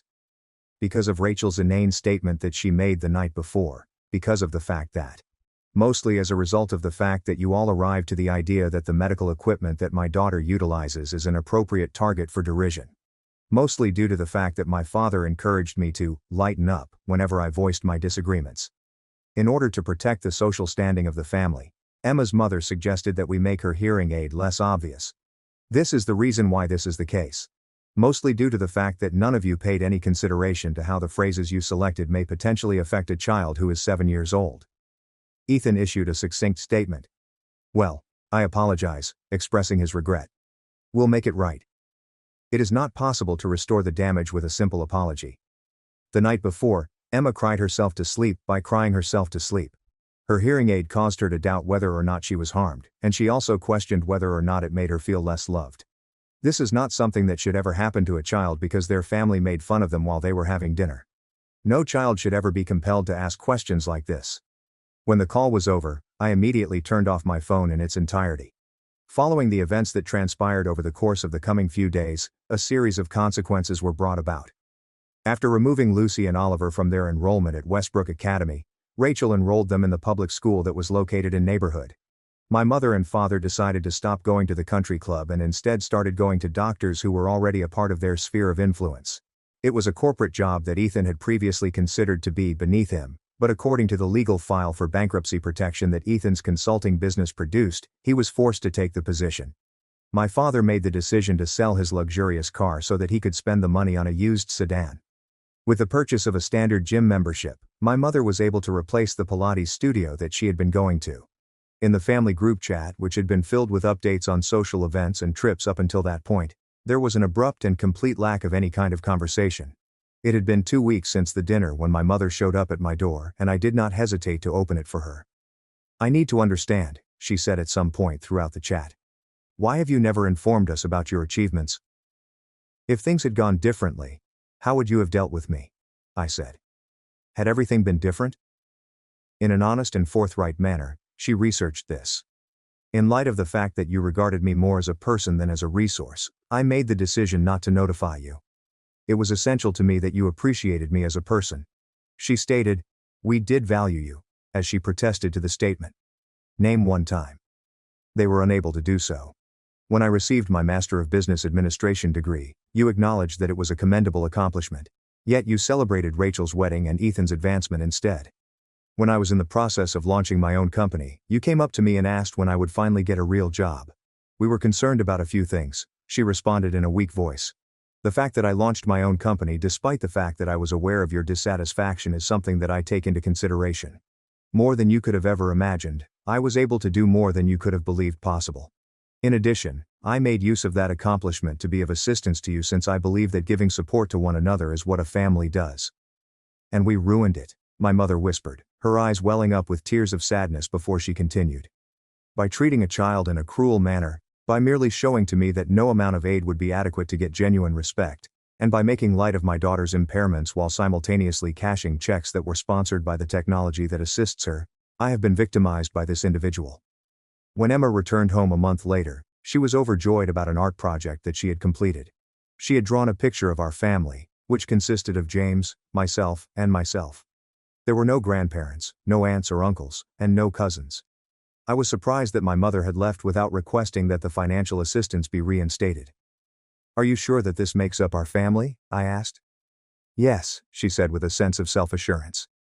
The people who love me. She did a good job of adjusting to her hearing aid, and her instructors reported that she had made considerable improvement. She made friends who thought her hearing aid was cool, and she was thriving without the burden of family criticism. I was also doing well. For the purpose of providing support to children who suffer hearing loss, I transferred the income that I had been spending on my family to a charitable organization. This organization offers grants for research, scholarships for hearing aids, and summer camps where children who need hearing devices can still be themselves. In addition to learning what I had been doing for years while criticizing my perceived failures, they learned how to minimize, adjust, and learn to cope with less. The repercussions continued to have an effect on my family. And perhaps more crucially, Emma came to the realization that her worth was not determined by the views of those who were too little to comprehend it. She also came to the realization that her hearing aid was not a flaw that she needed to hide, but rather a tool that supported her in perceiving the world around her. They simply lived without my invisible support holding them up as they held me. That family implies people who celebrate you, not people who tolerate you while benefiting from your achievement that profit from your success. The Bennett family image survived their financial alterations by simply living without my assistance. My parents bet everything on my sister, ignoring my dreams. Now, after years of proving myself, I'm the one they call to fix the mess she made. I was 15 when I discovered my family had already selected who was important. My name is Ethan, and I am now 29. And if you'd asked me then what type of family I come from, I'd probably have responded typical. However, looking back, the indications were always there. At first my accomplishments were subtle, but my younger sister Chloe had lavish dinner parties for every modest award. Or how my parents were always too eager to abandon everything for her dancing performance, while I sat alone at my soccer games, wondering whether they were stopped in traffic again. They did not. They just did not arrive. Chloe is 3 years younger than me. And, to be fair, she was gifted. The type of child who shone on stage and could stroll into a room and draw every pair of eyes without trying. She had the charm, elegance and amazing ability to weep on cue, which worked shockingly well when she needed to get out of trouble or blame anything on me. My parents, Rachel and John, were completely enamored with her. Not in a proud parent sense, but as if they considered her as a valuable investment. Initially, I didn't mind. I wasn't the sort that competed for attention. I liked dabbling with electronics, making projects in the garage, and understanding how things worked. While Chloe was mastering pirouettes and receiving standing ovations at the school play, I was reviving old laptops and making a little bucks mending phones for neighbors. I was pleased of my small projects. However, my parents never looked up from Chloe long enough to notice. When they did, they typically said something like, "That's nice, Ethan, but don't spend too much time on that stuff. You don't want to burn out before you even get to college." College. That became the line in the sand. Chloe was prepared for it. Elite summer camps, tutoring and college prep courses begin freshman year. I was advised to be practical and explore trade school. There's nothing wrong with trade school, of course. But this wasn't my dream. I intended to study engineering and possibly create a tech firm eventually. But whenever I discussed it, I received the same reaction. A tight-lipped smile and a lecture on how not everyone is cut out to pursue huge dreams. It stung. But I pushed through. I assumed that if I just proved myself, people would come around. So I continued to work, correcting problems, learning to code, and educating myself software design using old manuals and YouTube videos. At the age of 18, I developed my first app. It was clumsy, unattractive, and barely functional. But it was mine. I recall showing it to my parents, anticipating something. Interest, curiosity, and perhaps even pride. Instead, my mother glanced at her phone halfway through and remarked, "You know, Chloe's team might qualify for nationals this year. Isn't that exciting?" That was the first time I didn't respond, simply nodded and left the room. The older we became, the worse things got. My mother nearly micromanaged Chloe's application to Ivy League institutions, which involved a team of private consultants and a vision board. I was attending night studies at a small college while running a thriving repair company from my basement. I was earning more than I expected, enough to buy my own beat-up automobile and begin saving. My parents, however, continued to consider it as a pastime, as if I were simply spinning my wheels until I found something worthwhile to do. The moment that really impacted me, though, was when Chloe was accepted into Columbia. Isn't this a big moment? I congratulated her honestly. I mean it. And the entire family hosted this enormous dinner party. Friends, extended family, catered cuisine, and champagne for the grown-ups. And sometime between the speeches and the toasts, my father stepped up, clinked his glass and said, "We always knew Chloe would do something special. She's the kind of person who can lead a company someday, maybe even take over the family business." I froze. The family business. My father had a modest but profitable logistics firm that he founded in his 20s. He would tell me stories of working nights, pushing for contracts, and sleeping in his van. I always imagined Dad intended to pass it on to me one day. We discussed it when I was younger. I figured I'd earn it. That night I gazed at him, hoping for any evidence that he hadn't just wiped me from our family's future plans. But he didn't even turn in my direction, instead raising his glass to Chloe, who was grinning like a Broadway star. I said nothing that night. I did not create a scene. But something inside me broke. Not in a spectacular sense, but more of a subtle shift. It's like finally acknowledging a fact that you've been avoiding for years. They had already made their decision. I was merely background noise in Chloe's limelight. Over the next few years, The truth gradually emerged. My parents paid for Chloe's tuition, her off-campus housing, and even helped her begin a little fashion firm on the side. I requested for a little loan once to upgrade some servers for a client project, and they replied they were short on funds right now. I did not ask again. I took on additional work instead. Started skipping sleep and working harder. I learned more about business, formed ties with developers, and pursued online certifications in design and AI systems. My side hustle grew into something more substantial over time. I continued to attend family meals and play the role, but I no longer expected anything from them. They did not notice the change. Not really. As long as I smiled and said, "Congrats, Chloe," on cue, my mouth remained shut. I remained invisible. But then came the pivot. The twist that launched everything into motion. 3 years ago, my father convened a family meeting. I remember it well because it was the first time he had expressed an interest in discussing the business with me. My heart actually raced a little. I wondered whether he had finally seen me. But no. He stated that he was retiring early and wanted to lead the organization into a new era. That is how he stated it. He stated that he had given careful consideration to who should succeed him. After considerable study, he concluded it was time to appoint Chloe as CEO. She'd learned leadership at school, knew branding, and possessed natural charm, which he believed were more essential than logistics or operations.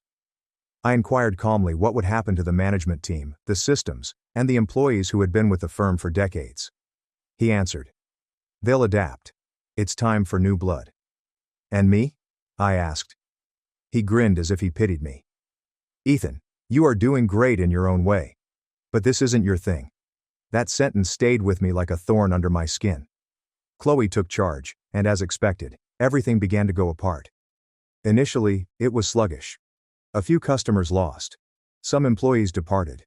She brought in her college buddies to modernize operations, sacked old hands who had created the firm from the bottom up, and relaunched with a sparkling new logo and a strange mission statement that sounded like it was written by an AI attempting to be funny. The numbers began to plummet. Vendors were furious, but my parents continued to defend her. They said she was finding her footing. She only needs time. I remained silent, concentrating on my own work. My company had grown into a full-fledged technology consultancy by then, with 5 staff and clients in 3 countries. But I didn't boast or gloat. Still, I watched. I watched as Chloe ran the firm into the ground while my parents maintained their confidence in her despite obvious flaws. My mother called me a few months ago. She sounded exhausted. Shaky. She remarked to Ethan, "We need to talk. It's about the business." I sat back in my chair and looked at the charts on my second monitor. One of my most recent contracts had just cleared for 7 figures. But I didn't announce it. "Okay," I responded. "What's going on?" There was a long gap. "It's bad. Chloe made some mistakes. Big ones. The company's in trouble. We're trying to figure out how to keep the lights on. We were wondering if you might stop over and have a look." That was the moment. The moment things began to change. I didn't say anything at first. Just let the stillness go since a part of me wanted to assist. Despite everything, they remained my family. But another part, an older, sharper portion, recalled all the times they had chosen her. I was repeatedly warned to stay in my lane. All the evenings I spent smiling while they celebrated her accomplishment as if I didn't exist. And now they were phoning me, pleading. That was when I understood they had not just underestimated me. They had forgotten I existed.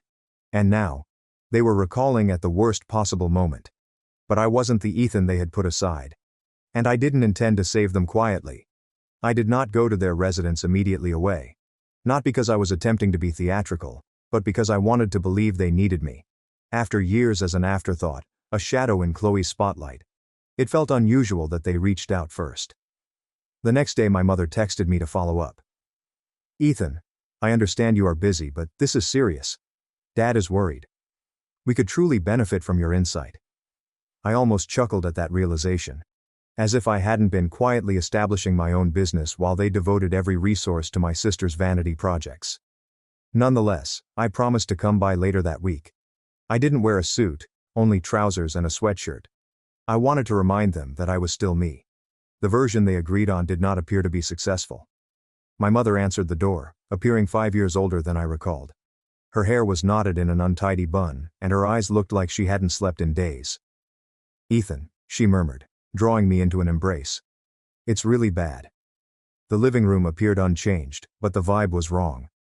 My father sat rigid on the couch, looking at a folder that appeared to be full with death certificates. And Chloe wasn't even present. Apparently, she was meeting with a branding coach that afternoon, which my mother said was critical. She's still trying to be hopeful, my mother said, wringing her hands. However, we've lost 3 significant clients in the previous 3 months.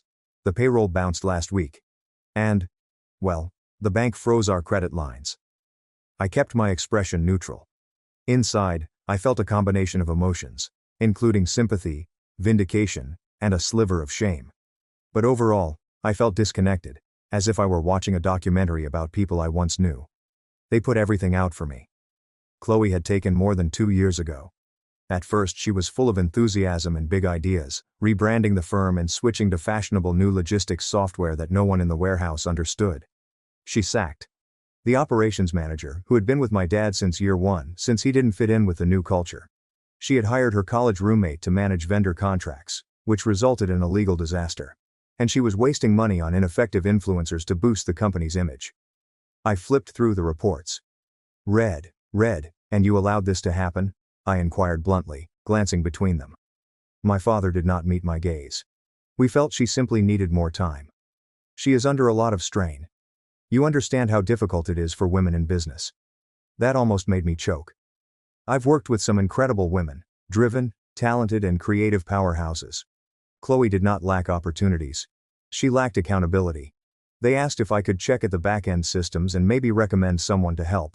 But I knew what they were actually asking. They simply didn't want to speak the words yet. Not out loud. After 3 hours, I told them I'd think about it and that I'd need access to various files and admin dashboards to do a proper review. They agreed immediately. My father even said something like, "We should have brought you in earlier." That was the closest thing to an apology I'd ever received. When I finally saw Chloe the next week, she hardly recognized me.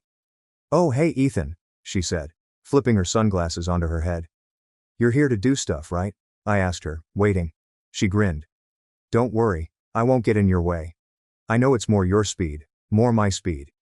She still regarded me as the nerd in the garage, playing with wires while she dominated the world. But the world she made was on fire, and she hadn't detected the smoke. Over the following 2 weeks, I delved in, and what I discovered was worse than I had anticipated. Chloe had misclassified employees as contractors, resulting in a pile of overdue taxes. She failed to fulfill several service contracts. A $55,000 marketing effort resulted in 0 ROI, since the influencer she hired was shadow banned for deceiving followers. The CRM was a disaster. Orders were going through the cracks, yet she was still earning a 6-figure income and expensing costly handbags as client presents. I prepared a 20-page report. I discussed immediate risks, mid-term recovery alternatives and long-term strategic pivots. I color-coded everything. My team, yes, I had a team, assisted in the development of automation technologies that could simplify their process and save expenses by 40% in 3 months. I texted it to my dad and suggested we meet in person. When I arrived on Saturday, Chloe was already there. She remarked, "I read your little report," before I even sat down. Cute. Very spreadsheety. Why? My mother flinched. "Chloe, please." "No, I mean it," she said, arms folded. "It all seems so rational. So binary. But business is more than simply numbers, Ethan. It is about vision, relationships, and narrative." "Chloe," I replied gently, "your tail cost the organization $350,000 last quarter." She rolled her eyes.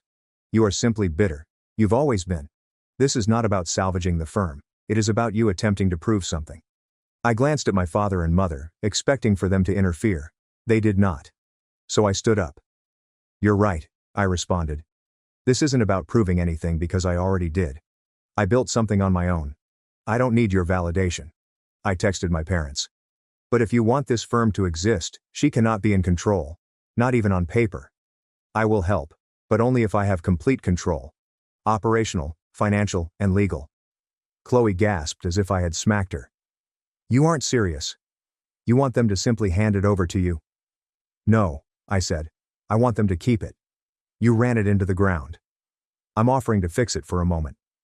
Nobody said anything. Then my mother stood. "Maybe we should discuss this rationally." "No," I answered. "This is not a conversation. It is a decision. My father looked torn. His pride in Chloe was evident on his face. But so did the tiredness and anxiety. And then Chloe said something that ultimately severed the last thread of kindness I had. If you do this, she continued, pointing to me like a child, I will tell everyone that you sabotaged me, that you inserted incorrect data. I will go online, Ethan. I have followers. You do not have the right to eliminate me simply because you are envious. The room fell completely quiet. My mother seemed terrified. That's when I understood they didn't know everything, but they were aware she was unstable. They knew she was reckless, yet they let her do it because they were afraid of ruining her ideal golden girl image, even as the home fell. I'm done, I stated gently. If you want my help, I need it in writing. Full authority. I'll have my lawyer send over a draft. You've got 60 hours. Chloe laughed, but there was no genuine sound in it, only air and despair. You think you're better than me?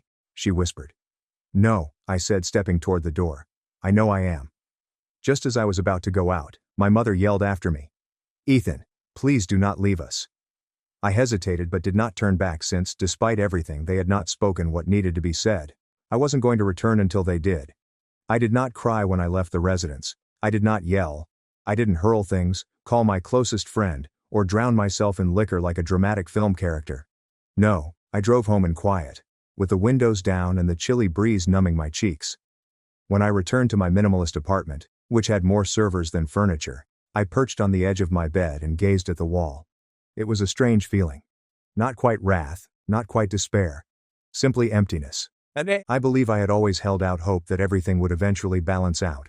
That my parents would notice me, not simply glance at me, or remember to send me a birthday text, but as someone capable and worthwhile. But what Chloe said that day, and how swiftly she was allowed to say it, shattered that illusion. They were not going to pick me. They never had. And it was time for me to quit sitting about like a backup quarterback wanting to get summoned off the bench. I didn't do anything in the first week after the blowout. My consulting staff picked up the slack. I had automated a significant portion of the administrative side, and our customer base was solid. We were okay. I was fine, but inwardly, I felt like I had been shattered. Not destroyed, but definitely stripped down to something raw and vulnerable. On day 8, I took out an old writing journal from high school. The cover was torn and bowed at the edges. Inside were doodles of my original concepts for an app I'd always wanted to make. It was probably simple, just a program to assist small firms monitor their inventories across many platforms. Back then, I lacked the ability to make it a reality. Now I did. That was when things clicked. If I was going to succeed, it had to be on my terms. No more awaiting their permission. No more attempting to prove anything to those who just knew how to ignore me. I was up all night till 4 a.m., laying out version 2.0. There are no distractions, no second guessing, only pure concentrated effort. It felt pleasant and familiar, like going home to a version of myself I hadn't seen in years. That same week I met with a mentor whom I had met through a startup incubator years before.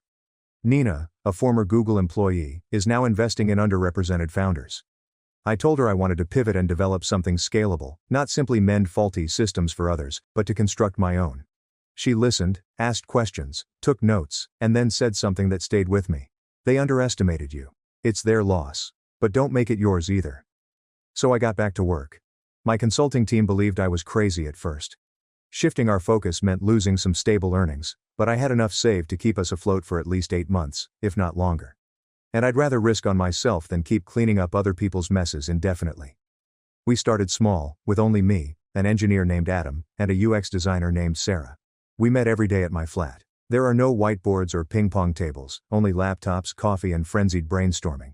The idea was straightforward in concept. An easy AI-powered logistics platform for small to medium-sized organizations. One that could identify trends, provide solutions, and decrease overhead expenses in half without the need for a specialized IT personnel. I named it Glassline because it was designed to reveal what was previously unseen. Every shipment, every delay, every expenditure, and something about that name seemed personal. The first version was released in 8 months. It was not flawless, but it was clean, speedy, and most importantly, functional. We acquired beta users through LinkedIn contacts, and word of mouth spread quickly. By the end of year 1, we had over 350 firms using it. I didn't collect a paycheck the entire time. I lived modestly. No trips, no shopping sprees, no fancy vehicle. Just me constructing something genuine while everyone else dismissed me as a basement IT guy who didn't see the big picture. I occasionally received updates through the grapevine. My parents never contacted me personally, but I did have relatives that chatted. They said the family firm was losing customers. Chloe appears to have doubled down on an influencer effort that flopped. She had also begun to blame the income reduction on poisonous criticism from former employees. Classic Chloe. I didn't interact or remark. I simply listened, nodded, and returned to my job. But then something interesting occurred. Glassline was named one of 10 companies revolutionizing logistics by a mid-tier business publication 18 months after its establishment. A few weeks later, we received our first purchase offer from a competitor that I had respected for years. I declined, not because I didn't want the money, but because it wasn't time yet. I didn't construct something only to cash out. I wanted it to develop and last, to be what people remembered me for. Not the child patching phones in the garage, not the person who was passed over for a failed CEO, but Ethan Shaw, the inventor of Glassline. A month later, I received a text from my mother. "Ethan, may we please talk?" I looked at it for a long time. The next morning, my father called me. I did not pick up, but suddenly something changed. I received an official email issued from the family company's domain. It was a formal request to consult on a last-ditch restructuring strategy. They were finally saying the word I had been waiting for years. Assistance. Not because they wanted to be nice, or because they spotted me, but because they were drowning. The firm was on the verge of failing. Vendors were walking. A former warehouse manager filed a complaint, claiming unfair termination. Chloe had supposedly left town for a spiritual retreat and was not returning emails. And their accountant, who I faintly recalled as a guy named James who smelled like cough drops, had departed in the middle of the quarter without leaving any notes. They wanted me to save them, not just aid them. And for a brief time, I considered saying yes. They did not earn it. Rather, the firm did. There were still personnel present. People I recalled from vacations and workplace picnics. People who had previously offered me food, rubbed my head and said, "You're going to be just like your dad someday." But then I read the email's final sentence. "We hope you will consider this." Chloe did her best. Please understand.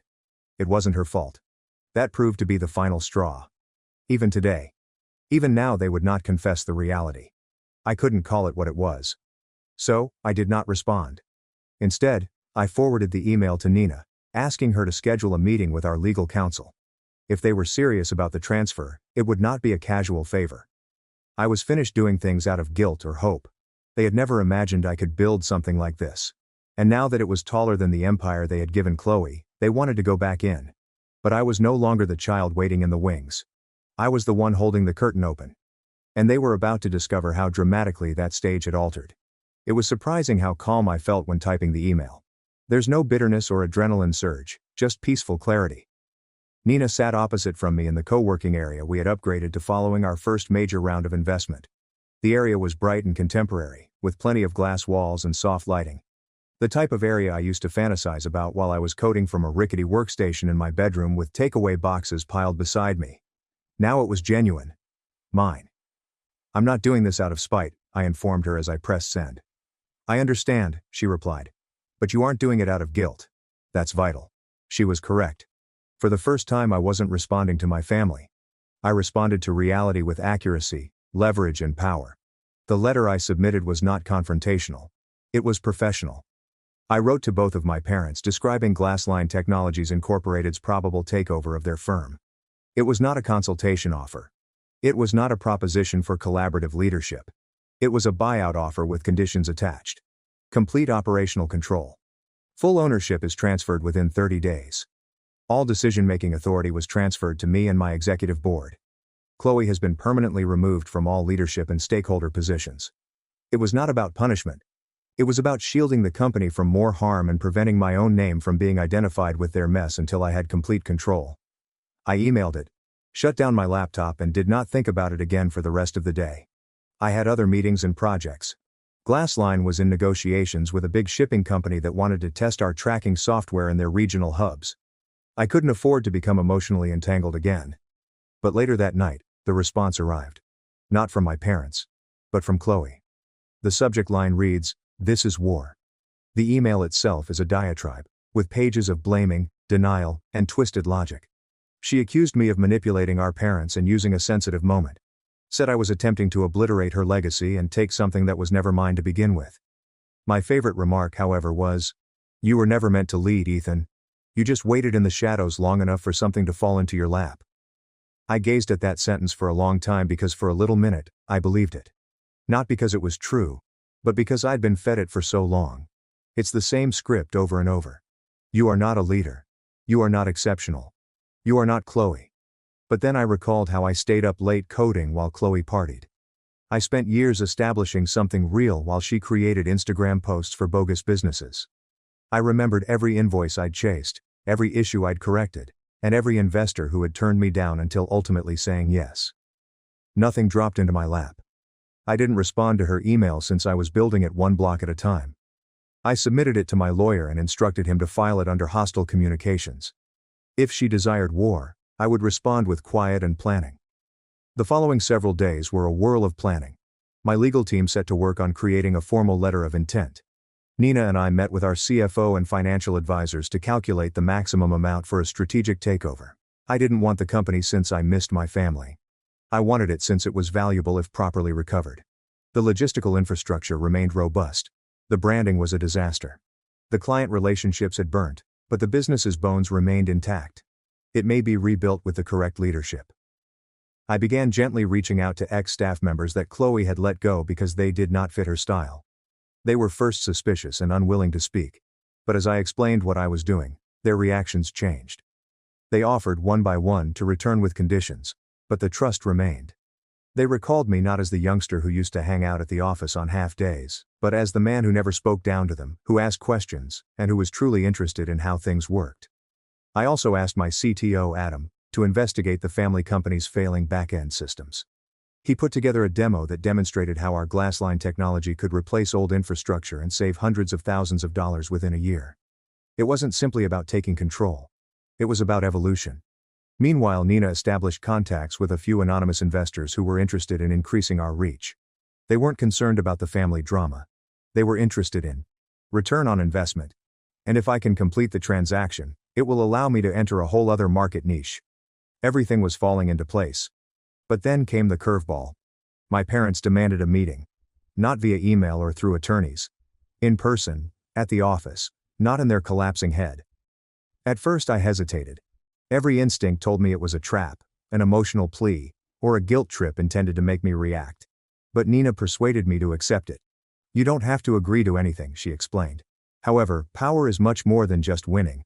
It's about showing up on your own terms. So I answered, yes. They came late. My mother seemed more fatigued than usual. Her blouse was crumpled, and there was a noticeable stain on her sleeve. My father seemed smaller, not physically, but emotionally, as if the years had finally caught up with him. They sat across from me in the glass conference room with sunlight sending crisp lines across the table. You've come a long way, my father remarked, scanning the area. I have, I replied simply. Why are we here? My mother spoke first. We reviewed the offer and aren't ready to sign everything. I waited and said nothing. But she said, we're happy to give you some control. We believe that an 8-month transition time with shared leadership is reasonable. I nodded slowly and stood up. The meeting is concluded. What? My father asked, surprised. You don't have 8 months, I explained. You only have 6 weeks. Your accounts are redlined, your employees are departing, and Chloe is one influencer away from pulling your business into another PR crisis. And you think this is leverage? My mother's voice trembled. Ethan, please, it is still our firm. No, I said. It was. Now the ship is sinking, and I am offering you a lifeboat.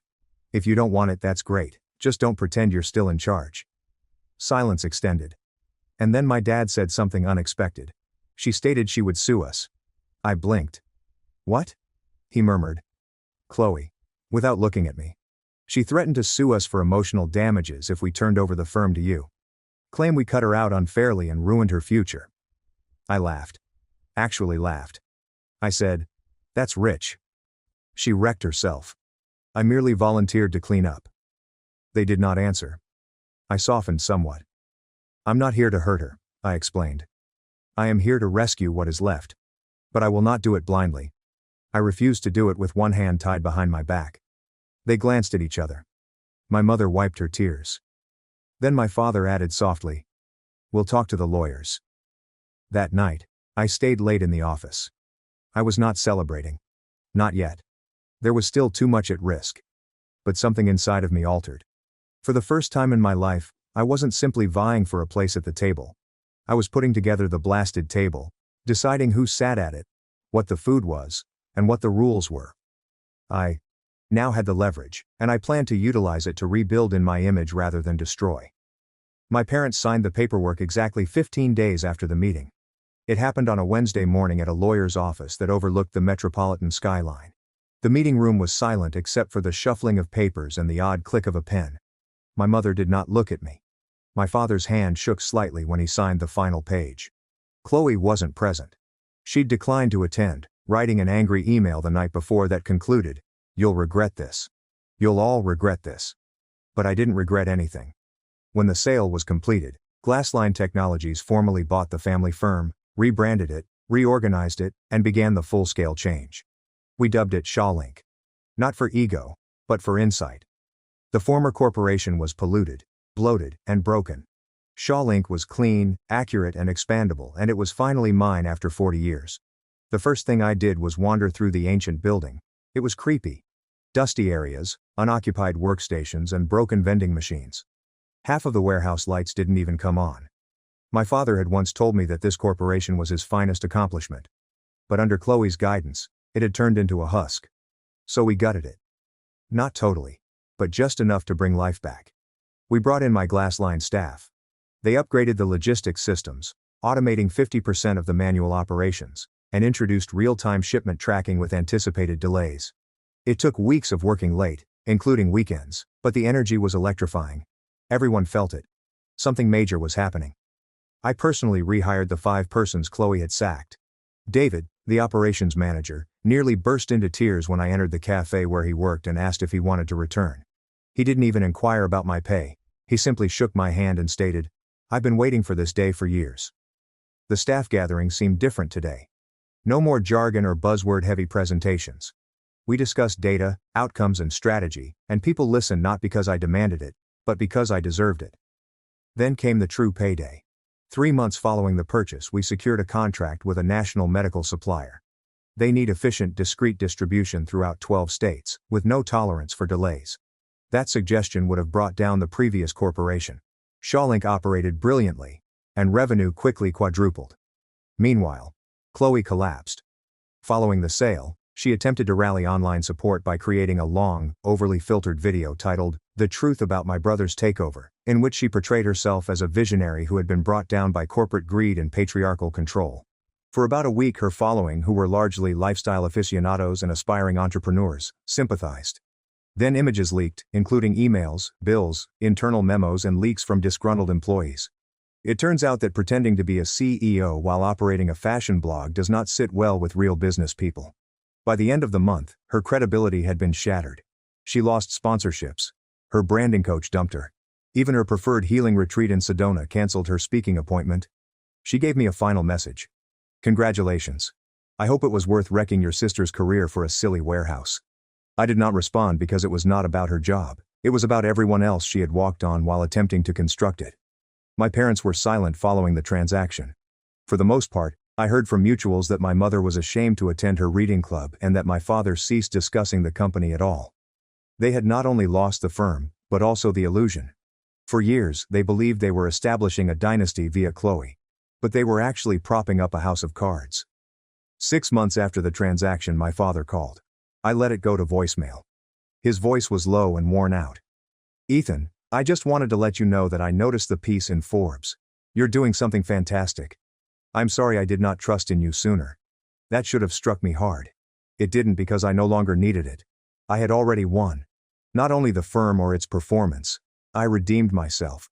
The version of myself I used to hide for their comfort. The child who repaired ancient phones and made app designs in composition notebooks. The adolescent who swallowed his pride whenever they urged, be realistic. They pretended that the man was doing well in his own small way. He wasn't small anymore. He was responsible for hundreds of employment, families' income, and suppliers' timely payment. And they were aware of it. Everybody did. We hosted a relaunch ceremony in our new offices, which is a contemporary structure on the outskirts of city. It was sleek, energy efficient, and outfitted with technology that made our previous warehouse appear antiquated. Customers flew in from all over the country. We introduced new alliances, discussed future development ideas, and celebrated Shawlink's next chapter. I stood on the main stage at the conclusion of the night. No script, no PowerPoint, just a microphone and a crowded room. "I want to thank everyone who believed in the work before the rest of the world," I remarked. "We did this along with those who remained faithful, got back up after every setback, and created something out of nothing." The applause was tremendous. I hopped off the stage and walked outside into the cold evening air. There were stars overhead, silent and beautiful. For the first time in years I was not carrying anything. There is no hatred, no need for retribution, only tranquility. And there, I believe, was the true victory. Because in the end, they did not just underestimate me. They gave me the keys to prove them incorrect. And I did it quietly, tirelessly, without authorization, but on my own terms. And it was the last time I was nicknamed the Shadow. After I confronted my stepsister about stealing from me, her boyfriend came to my house, drunk and aggressive. I had it all on camera and called the police. Is the initial post. It never occurred to me that I would be writing on this site, but the events that have transpired over the past 2 weeks have caused me to doubt all that I believed I knew about my family. I desperately need to get this all out, and I could really benefit from some outside advice on whether or not I am managing this situation appropriately, or whether or not I have somehow become the antagonist in my own tale. Permit me to begin by providing some background information. At the age of 13, my mother tied the knot with my stepfather, David. From a previous marriage, David is the father of a daughter named Emily, who is 27 years old. For the first several years of our relationship, Emily and I had a satisfactory relationship. Even though we were not the greatest of friends, we managed to get along okay. By the time we reached our teenage years, that had changed. What I can only characterize as a competitive streak that bordered on obsessiveness was something that Emily developed over time. Whenever I acquired anything, she required the same item, but of a higher quality. Whenever I accomplished something, she would either downplay it or assert that she could have accomplished it as well, if she had desired to do so. In a consistent manner, our parents encouraged this conduct. The phrase "keep the peace" was their slogan. Be the larger person was a message that was specifically intended at me. Before I even realized there was a phrase for gray rock, I was already able to learn how to do it. After putting in a lot of hard effort, I was able to graduate with a degree in radiologic technology and then spend the next 5 years establishing my professional career. There is a huge hospital in our city where I am currently working as a lead radiologic technician. The previous year, I was able to realize my ambition by working hard and saving even more. I purchased a one-family home. I take great delight in my townhouse that I own. There are 3 bedrooms, 2.5 bathrooms, and a tiny backyard in this property, which is located in a quiet community. It is important to note that the previous owners left behind a hot tub in the prior residence. For the past year, I have been working to make it my own. Fresh paint, new furniture, and a garden that I am working to cultivate. Every nook and cranny of this location is a representation of years of self-discipline and sacrifice. Emily, on the other hand, has transitioned between several professions, apartments, and romantic engagements. Her current residence is with our parents, and she is employed at a boutique on a part-time basis. The reason I say this is not to be unkind. In all honesty, I don't care how she goes about living her life. What is of concern to me is the conduct that she has reportedly been engaging in with my. When I returned home following a particularly difficult 10-hour shift 2 weeks ago, I discovered that things were not as they should have been. Not much to report, it's just some minor details. The sink contains a glass. When I looked back, I couldn't recall ever using a throw blanket on the sofa in a different position than I had left it. You attributed it to tiredness and forgot about it, which resulted in the hot tub lid being slightly lowered. After then, it occurred again, time and again. I noticed that food was vanishing from my refrigerator. I had been conserving a bottle of wine, and it was only halfway full. The shampoo and conditioner that I had used up were used up far more quickly than they should have been. I began to have the impression that I was going insane.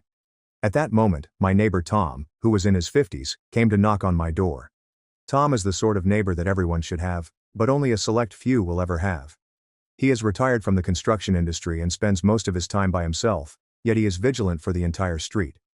During the times that I am working extra hours, he is the one who watered my plants. In addition to that, he is the one who possesses the most complete security camera system that I have ever seen. Hey, I wasn't sure whether I should say something, but I've seen that there are some individuals coming and leaving from your apartment throughout the day when you are at work. Tom started appearing uncomfortable, and I've noted that he's showing signs of discomfort. I was unable to identify them. Figured you'd be interested in knowing. The pit of my stomach sank. To what do you refer? Individuals. One young woman and one young male. It's possible that they've visited this location 5 or 6 times in the past several weeks. The typical time they arrive is around midday, and they leave around 6 o'clock. The fact that Tom instantly volunteered to share the film from his camera with me indicates that I must have seemed as scared as I honestly felt. Over the course of that evening, I went to his place and witnessed in high definition the disintegration of 4 weeks of my existence. There was Emily, my stepsister, going up to my front door with a key that I had never given her, and allowing herself in with a man who I had never seen before. There is a tall man, possibly in his late 20s, who exudes the type of self-assurance that comes from never having to answer no.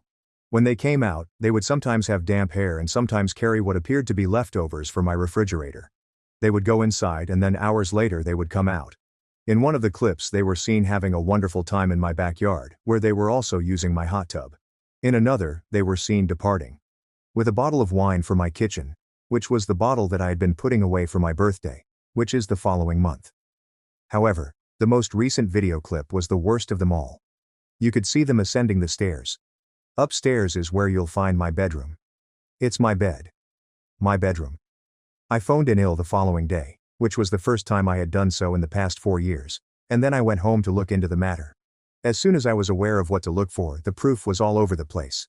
Despite the fact that I had washed my linens on Sunday, it was obvious that they had been used. I was surprised to see a long blonde hair on my pillow that did not belong to me. The bathroom had a slight odor that reminded me of a perfume that I do not possess. I had almost used up all of my luxurious body wash, which is the kind of product I buy for myself as a reward. My bed was raped, and I sobbed for an hour while sitting on it. Next, I became enraged. After that, I adopted a strategic approach. First, the confrontation that took place. After 3 days, I spent the subsequent 4 days getting ready. Immediately, I made the decision to replace my locks with smart locks that I am able to monitor from a remote location. I put in my own security cameras both inside and outside the building. After making copies of Tom's footage, I stored it in 4 different locations for safekeeping. I chronicled everything, including the food that was missing, the amenities that were used, and the condition of my bedroom. After that, I made a dinner reservation for my family. She was overjoyed to see me. When I went in, she exclaimed, "It's so nice to have everyone together." And I followed her lead. David indicated his approval with a nod. Already present, Emily was scrolling through her phone with a deliberate lack of enthusiasm in what she was doing. Prior to making my move, I waited until all of us were seated and the idle chatter had died down before I made my move. As she glanced up, she appeared astonished that I was the one who was starting the discussion. Who is your new boyfriend?" "His name's Jake." Something sparked in her eyes as she asked, "Why?" "Just curious. Have you told him much about yourself? Your job, your living situation, and other things of that nature?" "Well, I suppose that's just the typical thing." The tiredness level increased when the question was asked. "So, he knows you live here with Mom and David?" I gave a slow nod while maintaining a controlled tone of voice and said, "I mean, he knows I have family." "Quite fascinating. Because of the fact that I've been experiencing some problems at my townhouse recently, such as things going stolen and things being moved about. I was so perplexed until my neighbor showed me his videotape." Emily's face lost its color. In the next sentence, I pulled out my phone and placed it on the table. "I have hours of video showing you and Jake entering my home without permission," I said. Our parents looked between us, confused. "For the past several weeks I have been basking in my hot tub, eating my cuisine, drinking my wine and sleeping in my bed." David started by saying, "Wait just a moment. I have not yet completed this." My attention was focused on Emily. "At this very moment, I require you to provide me with an explanation as to how you obtained a key to my home and why you considered any of this to be appropriate." Emily's face went through a series of emotions, including astonishment, terror, and finally decided to land on something that appeared to be a horribly defiant expression. "This is not a major concern at all. There is a visit from family. That is very typical." "No, Emily, you did not come to see me. Without my knowledge, you broke into my house while I was at work and utilized it as if it were a vacation rental. It wasn't me that broke in.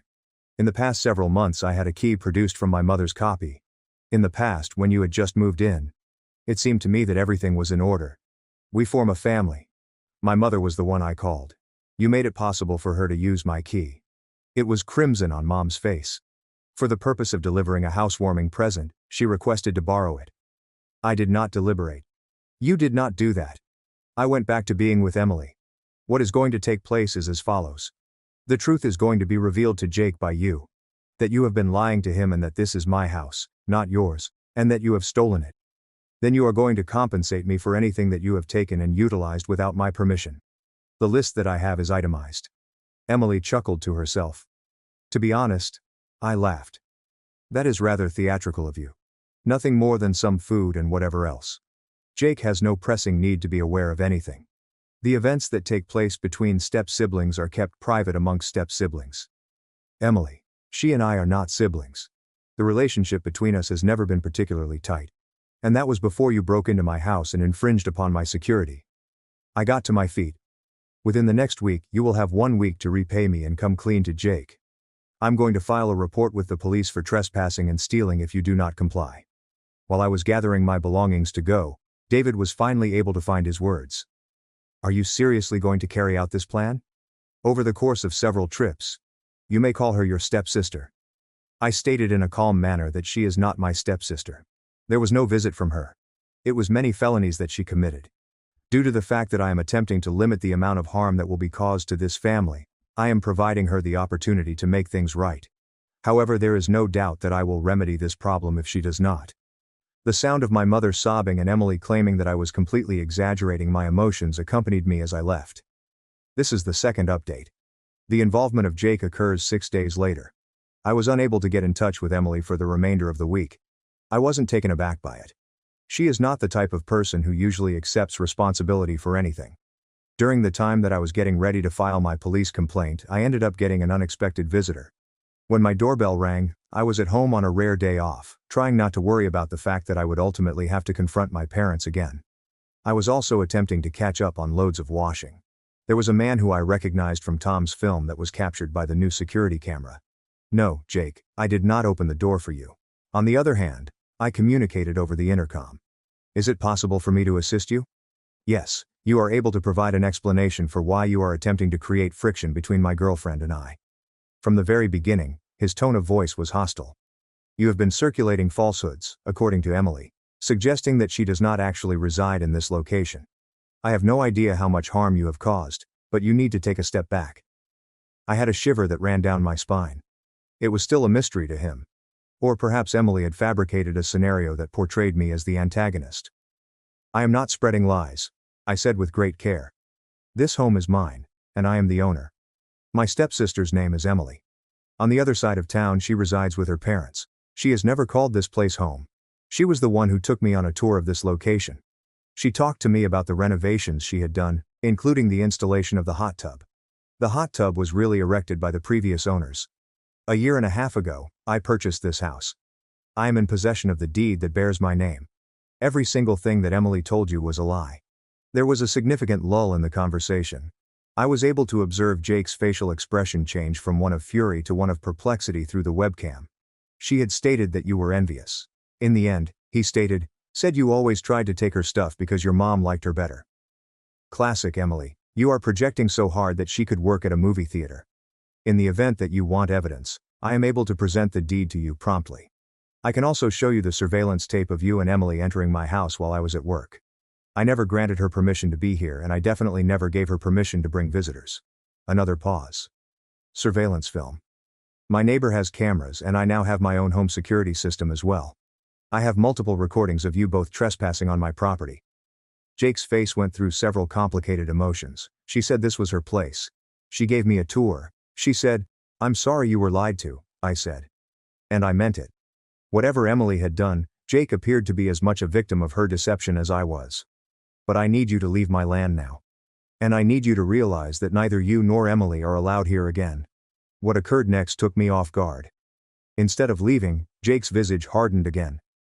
No, see, I don't believe you, he shouted, his voice rising. Em loves this place. While she was describing how proud she was of herself, she broke down in tears and showed me her bedroom. That is not the type of feeling that you can manufacture.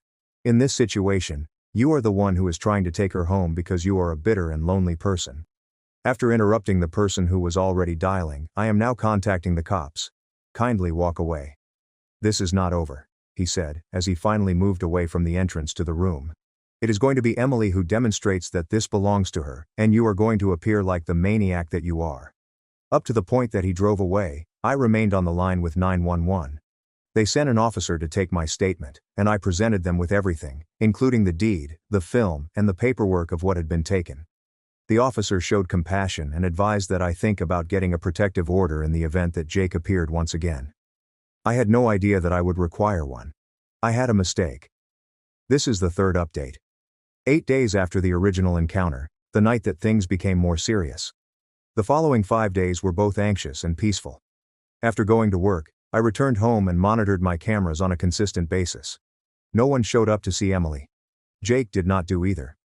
As time went on, I began to have the hope that perhaps the message had at long last been received. Once again, at 11:47 p.m., the doorbell at my house rang on a Tuesday evening. When the sound shook me awake, I had already gone to bed and was on the verge of falling asleep. Immediately, I reached for my phone and accessed the footage from the security camera. My porch was occupied by Jake. I was able to tell that he was swaying even despite the blurry visibility of the night. It was difficult to synchronize his motions. The signs of intoxication were obvious. When he arrived at my door, he yelled out, "Hey!" while beating on it with his fist. "Hey, I know you're in there. Open up. I need to talk to you." I responded. I was already dialing 911. "You need to give me my girlfriend's key." He continued shouting. "She said that you stole her key. That's theft. You stole from her, and now you're keeping her out of her own house." The 911 operator asked me to stay on the line. I didn't respond. I was already dialing 911. I gave them my address, explained the situation, explained that I was alone, and that the man outside was intoxicated and becoming more aggressive by the second. "I know you're watching me," Jake screamed, apparently noticing the camera. "You think you're so smart with your cameras and your lies. Emily told me everything. You're trying to steal her identity. You're trying to take her life." He kicked my door. The sound made me flinch even though I was upstairs behind a locked bedroom door. "Open this door right now, or I'm going to break it down. I swear to God, The police arrived before he could finish that threat. I watched through my camera as 2 officers approached, watched Jake spin around to confront them, watched him take a swing at one of the officers and miss spectacularly. They had him on the ground and in handcuffs within 30 seconds. I came downstairs to speak with the officers once Jake was secured in the back of their cruiser. They took my statement, reviewed the camera footage from that night and the previous encounters, and strongly recommended I pursue a restraining order. Based on what we're seeing here, this isn't going to stop on its own. He is a threat. They arrested Jake for public intoxication, attempted assault on an officer, and criminal threatening. He spent the night in jail. The following morning I was at the courthouse filing for a protective order. Update 4. One officer told me that he has convinced himself that his girlfriend's story is true. Until he eventually accepts reality, which is something that does not always happen. Approximately 2.5 weeks after the initial discovery, legal proceedings and family fallout took place. The emergency protective order was granted immediately based on the evidence that I presented. The judge reviewed the footage of Jake pounding on my door, his threats, and his arrest.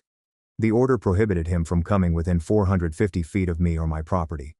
However, I did not stop there. I filed a police report against Emily for trespassing, criminal trespass of the first degree, theft and theft of property. The items that were stolen totaled more than $350 when I added everything up, including the wine, the food, the toiletries, and the costs of laundering my bedding. I filed the report because she entered the property with the intent to commit another crime. In my state, that's misdemeanor theft. The police took my report seriously. Tom provided his footage as evidence. A detective was assigned to the case. Then the calls started. First my mother. "How could you do this to your stepsister? She made a mistake. Jake's a bad influence on her. That's all. You're ruining her life over some groceries." I stayed calm. "Mom, she broke into my home repeatedly, lied to her boyfriend about owning my house, and that boyfriend showed up drunk at midnight, threatening to break down my door. This isn't about groceries, but pressing charges, getting the police involved. That's so extreme. What would be extreme is if I did nothing and Jake showed up again with more than just his fists. I'm protecting myself. I wish you could understand that." Then, David, you need to drop these charges. This is a family matter, not a legal matter. We can handle this ourselves. David, your daughter committed crimes against me repeatedly. Her boyfriend threatened me in my home. The time for handling this in the family was before she decided to use my house as her personal showcase. It is time for her to learn that actions have consequences. She violated my home, my trust, and my sense of safety. David hung up on me, and I haven't heard from him since. The most surprising call came from an unknown number, and it was Jake's mother. She claimed that she was just trying to impress Jake. She didn't intend to cause any harm. Intent does not change the impact. I wanted to apologize, she said, her voice tired and embarrassed. I raised that boy to be better than this. When I heard what really happened, I was mortified. He's had problems with alcohol, problems with anger, and I think Emily knew exactly what she was doing when she spun that story for him. She used his issues against all of you. I didn't know what to say. I hadn't expected this. I just wanted you to know that I'm not defending him. Jake's mother continued. He's my son and I love him. But he was wrong. And Emily. What she did to him, convincing him of a fantasy like that. It's cruel to both of you. I thanked her for calling.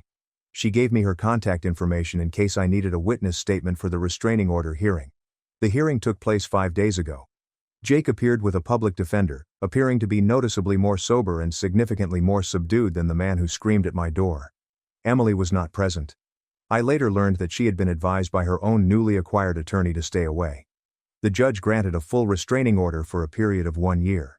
In the event that Jake violates the order, he will be subject to immediate arrest and additional charges.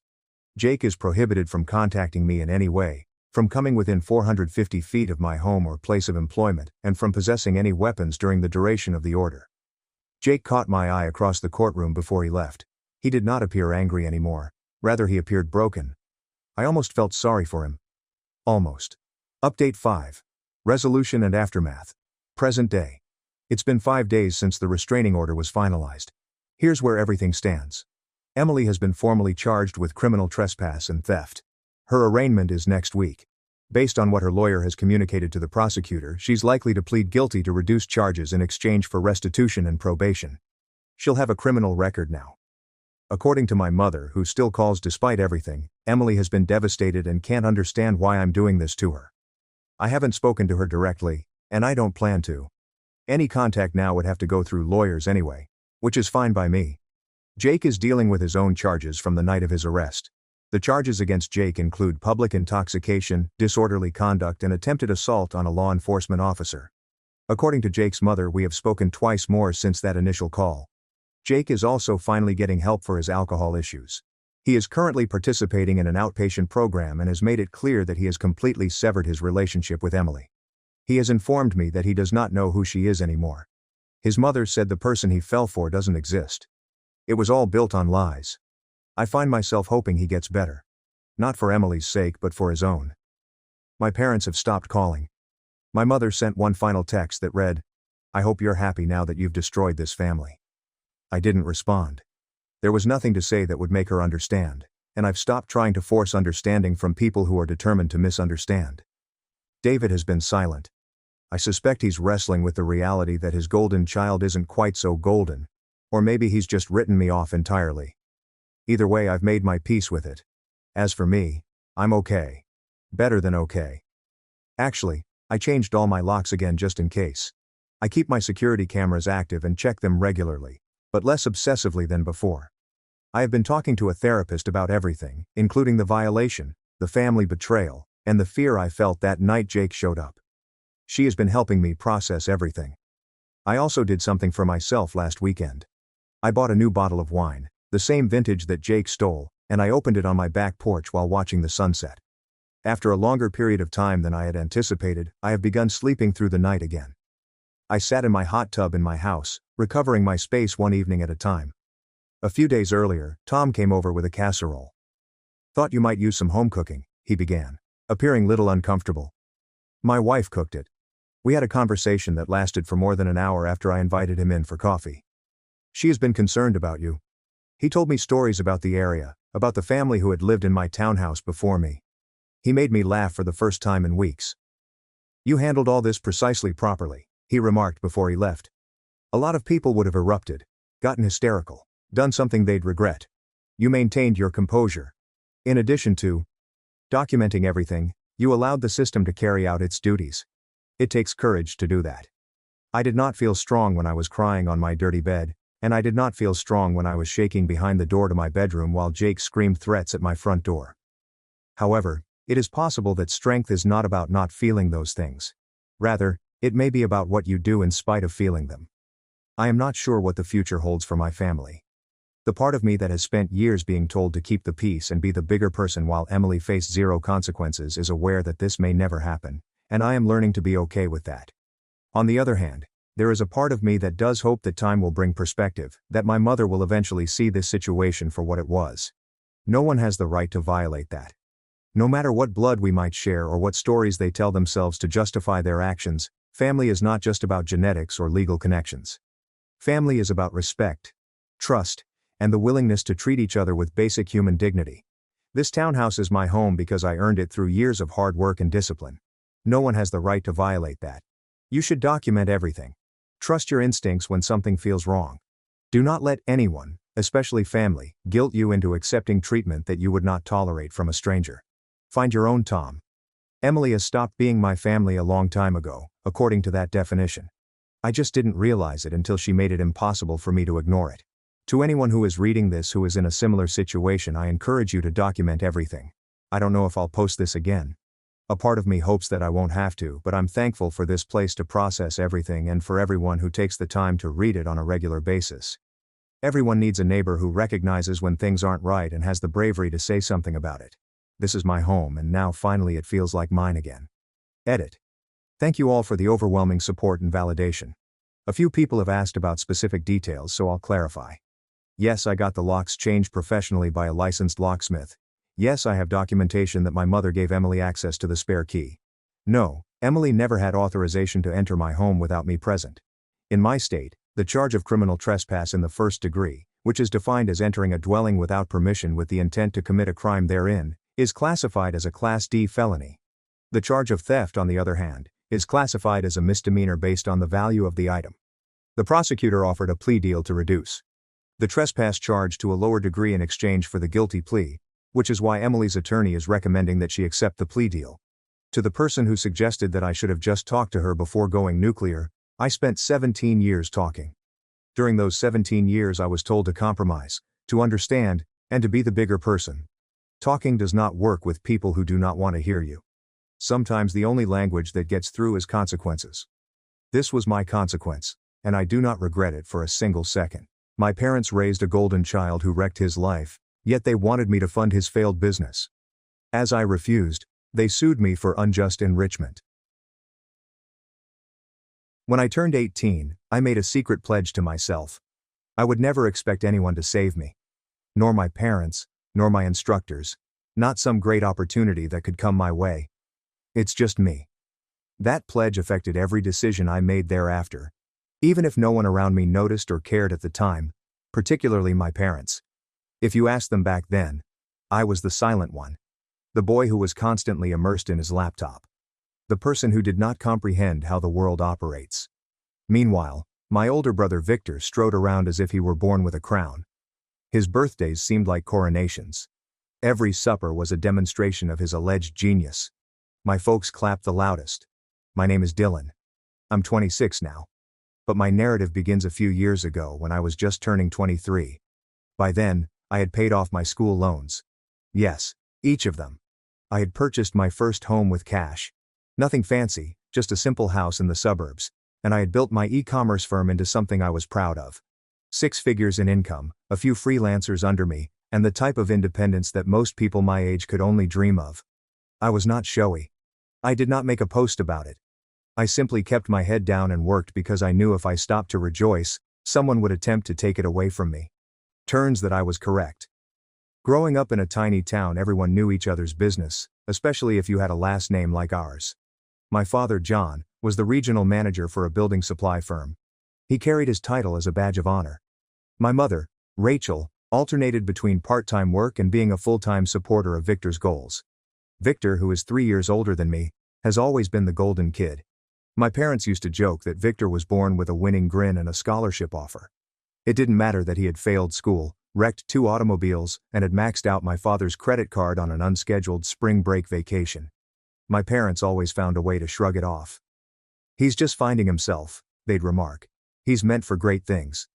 As for me, I was the backup plan, the unseen sister. I recall one Thanksgiving dinner, not long before all hell broke out. We were seated at my parents' place, the turkey half carved, and my mother had already had a glass and a half of her boxed wine. Victor had just returned from trying out a company concept in Los Angeles, which ended predictably with him collapsing on someone's sofa and pleading to return home. My folks welcomed him home like a war hero. At supper, my father raised a glass. "To new beginnings," he murmured, gazing right at Victor. "We know your next chapter is going to be a big one." Victor grinned and clinked his glasses. I said nothing. Nobody toasted me when I bought my house. Nobody even mentioned it. They all knew. I notified them months before, provided images, and offered to host them. I never received an answer. But Victor returns with 2 duffel bags and debt collectors on his pursuit. And then he's the phoenix, rising from the ashes. I tried not to let it affect me. I actually did. I'd spent years growing my firm, mastering SEO, product sourcing, and customer service. Every late night, every missed party, every small victory, I silently celebrated alone in my apartment. I hoped that would finally be enough to win some respect.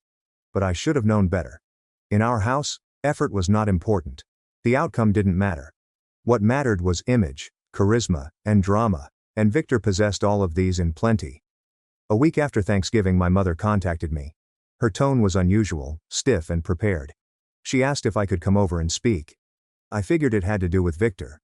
Perhaps they wanted me to assist him get work or act as a reference. I was accustomed to being the silent fixer, the ghost behind the curtain.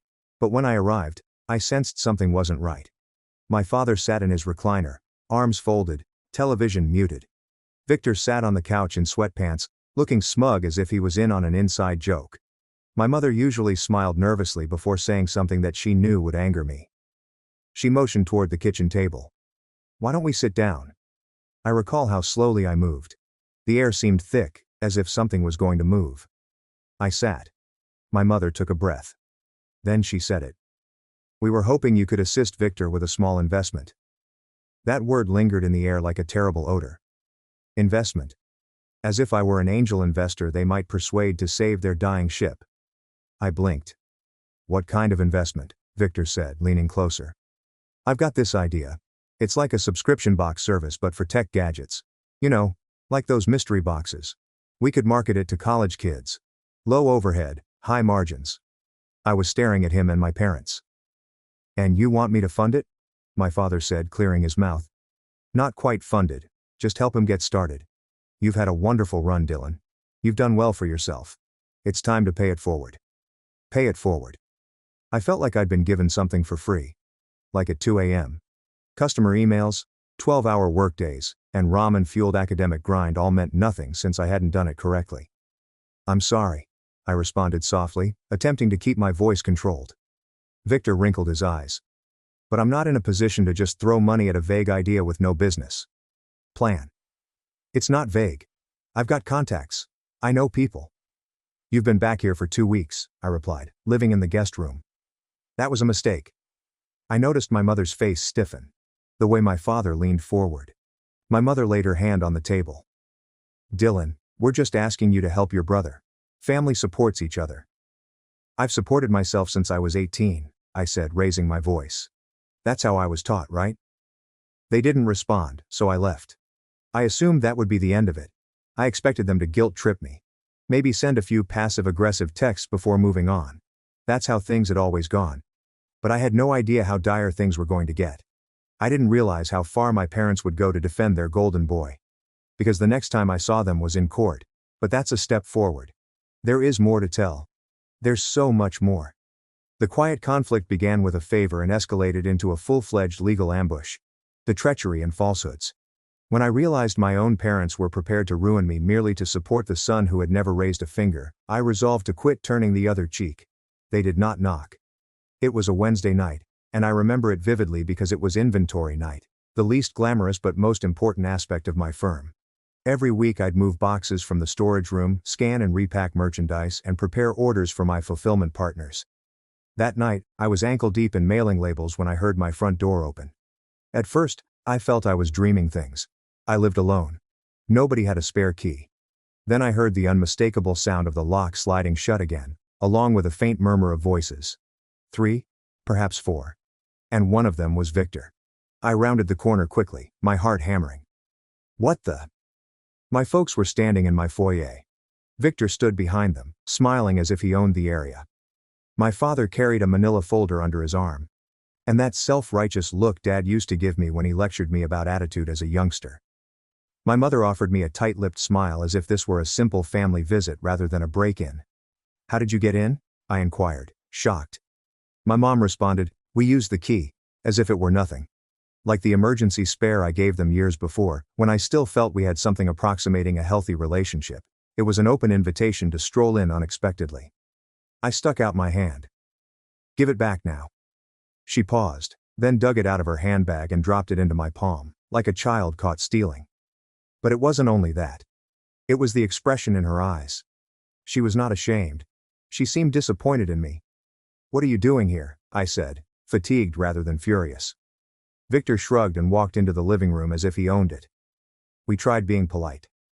You slammed the door in our faces, so now we're handling things the proper way. The proper way? I repeated, my brows narrowing. My father set the packet on my kitchen island and moved it over. It's time we had a serious talk, Dylan, about what you owe this family. I did not open the folder. Not yet. I was too preoccupied trying to find out if I was dreaming. You're in my house without permission. You have 4 seconds to explain why I shouldn't call the cops. Oh please, my mom responded, like if I were acting theatrical. You're acting like a stranger. I wonder why, I said. Just read the paperwork, my father replied, indicating toward the packet. I turned it open. It didn't register right away. Legal language, names, and numbers. A suit was lodged in their names against me. Then, fraudulent withholding of assets, misappropriation of family investment, unjust enrichment at the expense of sibling. I was staring at the words. What the hell is this? My voice broke sharply and loudly in the quiet of my home. Victor stepped forward, arms crossed. It's what you get when you lie about where the money came from. I didn't lie about anything. Oh, come on, he remarked, rolling his eyes. We all know you didn't build this business from scratch. You used the money Grandma left, didn't you? My jaw fell. Are you serious right now? He smiled like a cat that had just trapped a mouse. You think I didn't notice how you suddenly got real cozy with e-commerce the year Grandma died? That's when your little side hustle blew up. Admit it. I didn't get a cent from Grandma's estate, I remarked, surprised. She left everything to Nana. She made that clear. Yeah, and she always had a soft spot for you, my mother explained gently. Even when Victor was the one who needed help. So, let me get this straight, I began carefully. You break into my house, throw false accusations at me, and what? You want me to admit to stealing money I never touched? We want what's fair, my father stated forcefully. Victor has been struggling. You've clearly been profiting. It's time to rebalance the scales. There was a sign. The mask was off. I anticipated deception, even guilt trips, but this, a lawsuit against their own son, shattered something inside of me. Years of being disregarded, spoken down to, and treated as a supporting role in Victor's tale. Everything boiled over at once. You want to rebalance the scales? I said, my voice trembling. Allouds talk about scales. Let's talk about the 2 automobiles you bought him before he was even 20. How you co-signed his loans, paid off his credit cards and allowed him move back. Every time he failed you gave him everything, and me? I've never asked you for a penny since you were always so proud. My mother snapped. Because I had to be. I yelled. You never offered. You've never believed in me. You never inquired about what I was constructing. And now that it's succeeded, do you think I owe you? After a brief period of stillness, Victor mumbled. You wouldn't even have a future if it weren't for this family. My fists tightened. You mean, the family that is suing me? My father took a step forward. You can prevent all of this. If you just assist your brother in getting back on his feet, we can dismiss the claim. A clean slate. You mean hand up my money so you don't ruin my reputation? He did not respond. I grabbed the folder and flung it back. Get out now. My mother looked like she wanted to quarrel, and my father looked like he wanted to punch a wall. Victor didn't say anything, just turned and went away with that arrogant swagger that showed he felt he'd won, but they hadn't. They'd ignited the fire. The fallout gradually began to arrive over the next few days. A letter from their lawyer arrived first, confirming they were proceeding with the claim. Then came calls from extended family, uncles, cousins, and even old neighbors I hadn't spoken to in years, all wanting to check in after hearing some things. The rumor mill was spinning fast, and everything painted me as the villain. I tried to stay focused, but I couldn't ignore how poisoned everything felt. Every email notification felt like a subpoena, and every family text felt like a trap. I stopped sleeping, and I started checking my front door twice a night. Then, 2 weeks after the break-in, I received the email that confirmed it all. It was from my bank. One of my business accounts had been frozen pending an investigation related to a legal dispute. My heart stopped, and I clicked through, my fingers trembling. I'd done nothing wrong. I'd paid all of my taxes and kept clean records. But now I was being treated like a criminal because of their baseless claims. I called the bank. They were polite but firm. The freeze would remain in place until the claim was resolved in court. Victor had promised to make things fair. He was dragging me into the mud, and my parents were handing him the rope. I thought that would be the worst of it. But then I discovered something that made my blood run cold. Victor had not just filed a lawsuit. He'd filed a restraining order against me, claiming I'd threatened him, claiming I was erratic, hostile, and a danger to his safety. I stared at the copy in disbelief. The timing wasn't a coincidence. He was attempting to portray me as unstable so that the court would believe his story rather than mine. It was character assassination, plain and simple. A smear campaign based on lies and funded by the same people who used to tuck me in at night was the tipping point. It wasn't about money anymore. It wasn't even about the lawsuit. It was about principle, about standing up to people who had used love as a leash and expected me to roll over and thank them for it. I wasn't going to give up. I wasn't going to apologize, and I wasn't going to let them rewrite the story of my life. They wanted a war, so I'd give them one, and the first shot would be fired at the one secret they thought I didn't know, the financial skeleton in their closet. The restraining order hearing was set for a Monday morning in early spring. The sun was out, but I barely noticed because I hadn't slept the night before. I was too wired, too angry, and too focused on every worst-case scenario running through my head. My lawyer, a guy named Jason, who I found through a friend of a friend, assured me the case was weak. "This isn't going anywhere," he'd said. "Judges can smell fabricated drama a mile away." Still, I was shaking as I walked into the courthouse. I wasn't afraid of losing the restraining order case. I was afraid of what it meant that Victor was willing to go this far, that my parents were willing to swear under oath that I was violent, unstable, and a danger to my own brother, and that they were coaching him on what to say. My parents sat behind Victor, acting as if he were the victim of a mafia vendetta, and their fingerprints were all over the document, despite the fact that their names were not on it. Mom was wiping away her fake tears.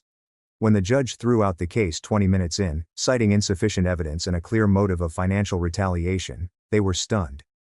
Victor even tried to speak again after the gavel dropped, as if he thought he could persuade the judge to change his mind, but that part was over. I wasn't relieved. I went home that day, sat on my living room floor, and stared at the unopened boxes of unsent inventory stacked against the wall. Even though I'd technically won, I knew this wasn't over. The restraining order was merely a distraction, a character hit piece designed to soften me up before the lawsuit began.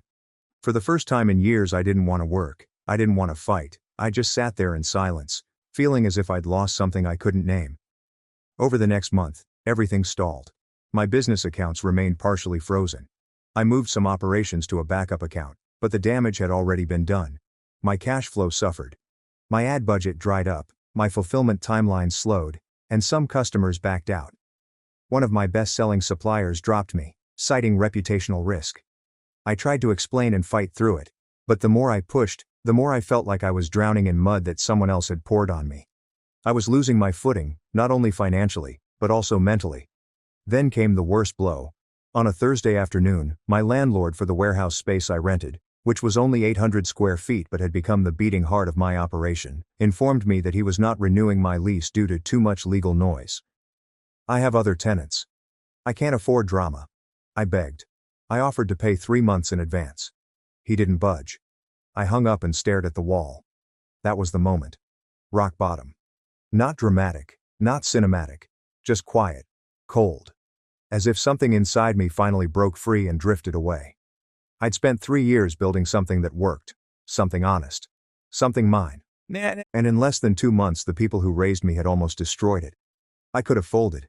I even started drafting a letter to the court agreeing to settle something low, just enough to make them go away. But I didn't send it because that night I received a message from someone I hadn't heard from in over a decade. Her name was Sophie, and she used to be my neighbor when we were kids. We used to play backyard tag and ride bikes through the cul-de-sac, but we lost touch after she moved away in middle school. I hadn't thought of her in years, but there she was, messaging me on LinkedIn. "Hey Dylan," she wrote. "I noticed your name in a mutual post and did a double take. I remember you from back home. I'm sad to hear about the litigation. I just wanted to say, don't let them take everything you've achieved. You were always the clever and quiet one.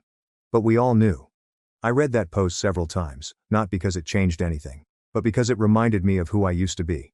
I got up that night, knowing that they couldn't take away the part of me that knew how to build. I was the kid who used to sell homemade candles door to door and stayed up late watching coding videos on YouTube. I went into the storage room, cleared off my whiteboard and started again from scratch. Rebuild, rebrand, restart. I started small, with only a few hundred in liquid cash, barely enough for a single Facebook ad run, so I went organic. Reddit, Instagram Reels, TikTok snippets. I rebranded my best-selling product under a different name, with a cleaner aesthetic and a more personal voice. I built a new Shopify store using a VPN and a Fresh Business LLC in another state.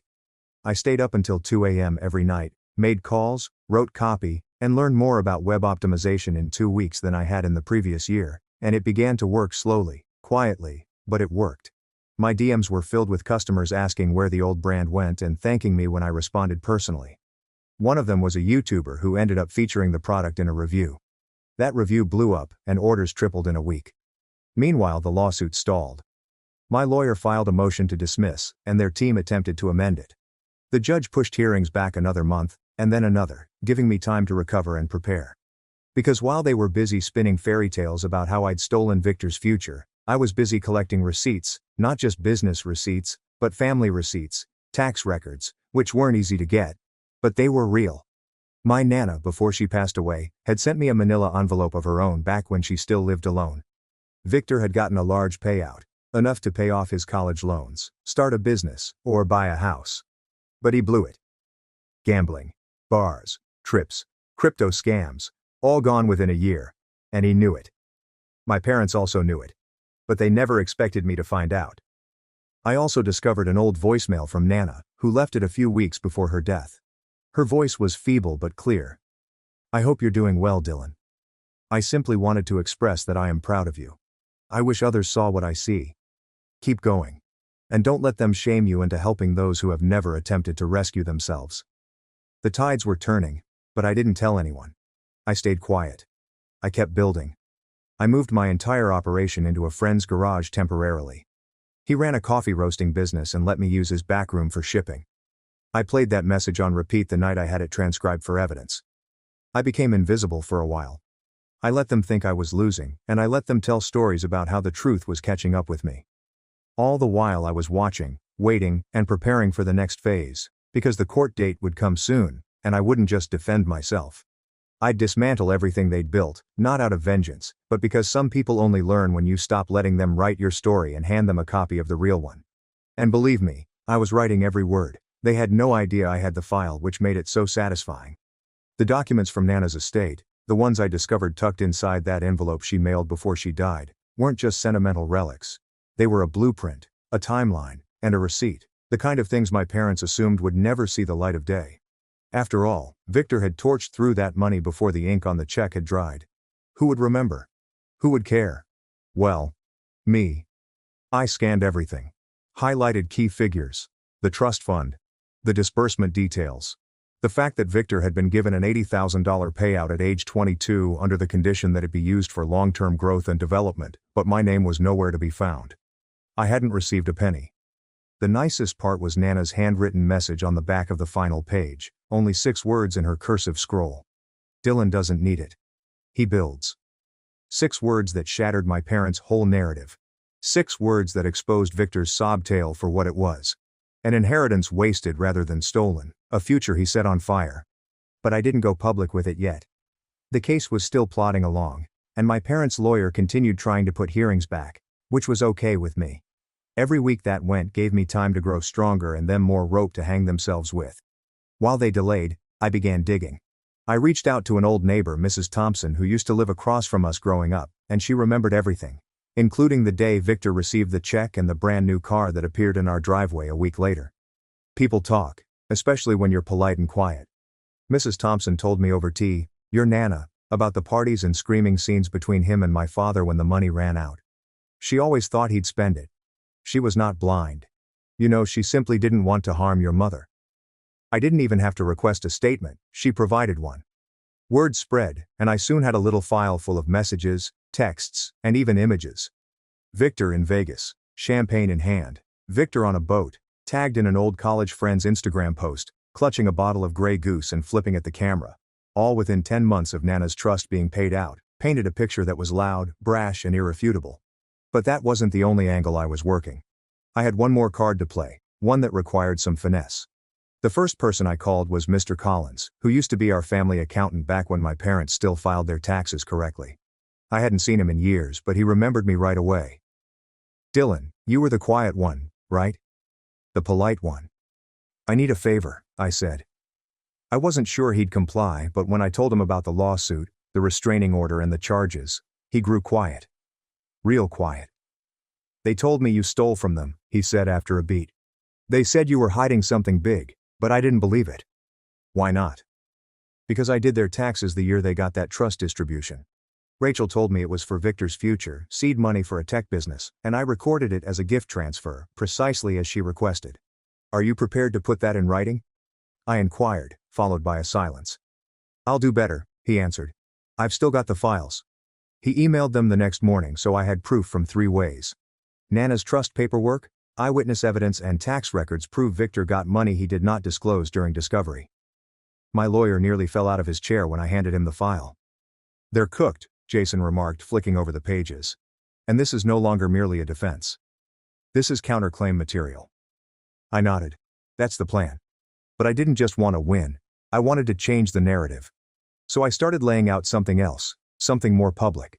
I rebuilt my brand under a new name, with a different domain, visuals and everything. But this time, I focused on the story, not the lawsuit itself, just the broad strokes. Built from scratch, I said in the About page, bootstrapped, no handouts. Every dollar earned the hard way. I never named names. I didn't have to. People knew. Old customers returned. New ones followed. Word spread. Someone began a Reddit post about the rebrand and it took fire. This is how you bounce back. One remark said, "This guy's work ethic is incredible. My email list has quadrupled. Revenue recovered." I remained silent because I was still waiting for one more item to come into place, Victor's next move. It arrived sooner than expected. Jason called me one morning when I was packaging orders. They filed an emergency motion. For what? Freeze your personal assets. They say you're hiding money. I should have been enraged and panicked, but instead I grinned and said, let them try.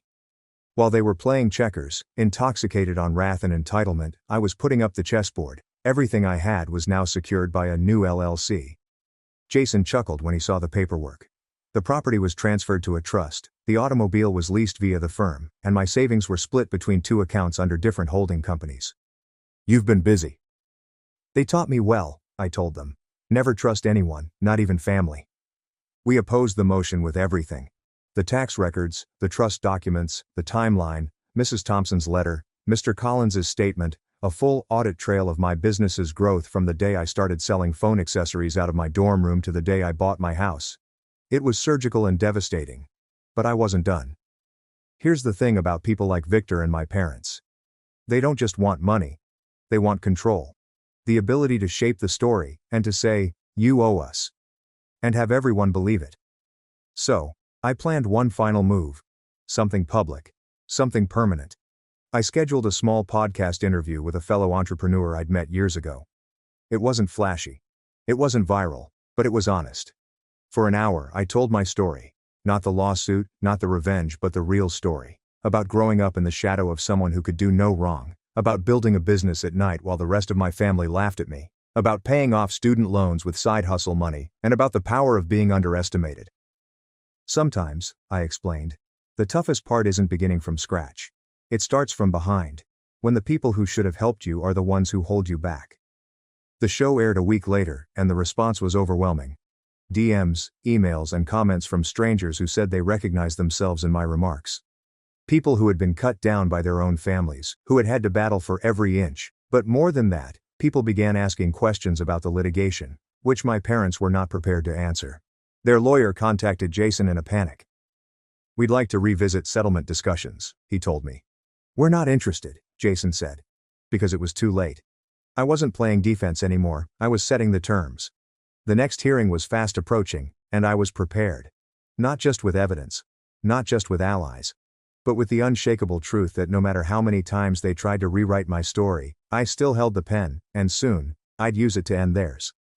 The courtroom was colder than I remembered, not physically, but in that sterile, stiff kind of cold that you get in your spine when you know something irreversible is about to happen. The walls were beige, the lighting was fluorescent, and there was no dramatic music, just the hum of tension as everyone took their seats. It had been 8 months since they first filed the lawsuit, 8 months since my parents and my golden child brother Victor decided I owed them the life he had squandered, 8 months of venomous texts, weaponized family gossip, and pathetic attempts to destroy everything I'd built on my own since I was 18 years old, and now it was time. Victor sat next to their attorney in a wrinkled suit he didn't know how to wear, chewing the inside of his cheek like he was trying to disappear into his seat. My parents were behind him, both dressed like they were attending a church fundraiser. Mom in pearls and pastel, Dad stiff in a blazer that didn't quite fit around his stomach anymore, and they refused to look at me. My lawyer, Jason, shuffled papers beside me. I was nervous, but it was a strange quiet calm, the kind you only get when you've spent months preparing for a moment with such surgical precision. There was nothing left to panic about. Everything had already been set in motion. He leaned over and whispered, "This is going to be fun." The judge, a stern woman in her early 60s, called everyone to order.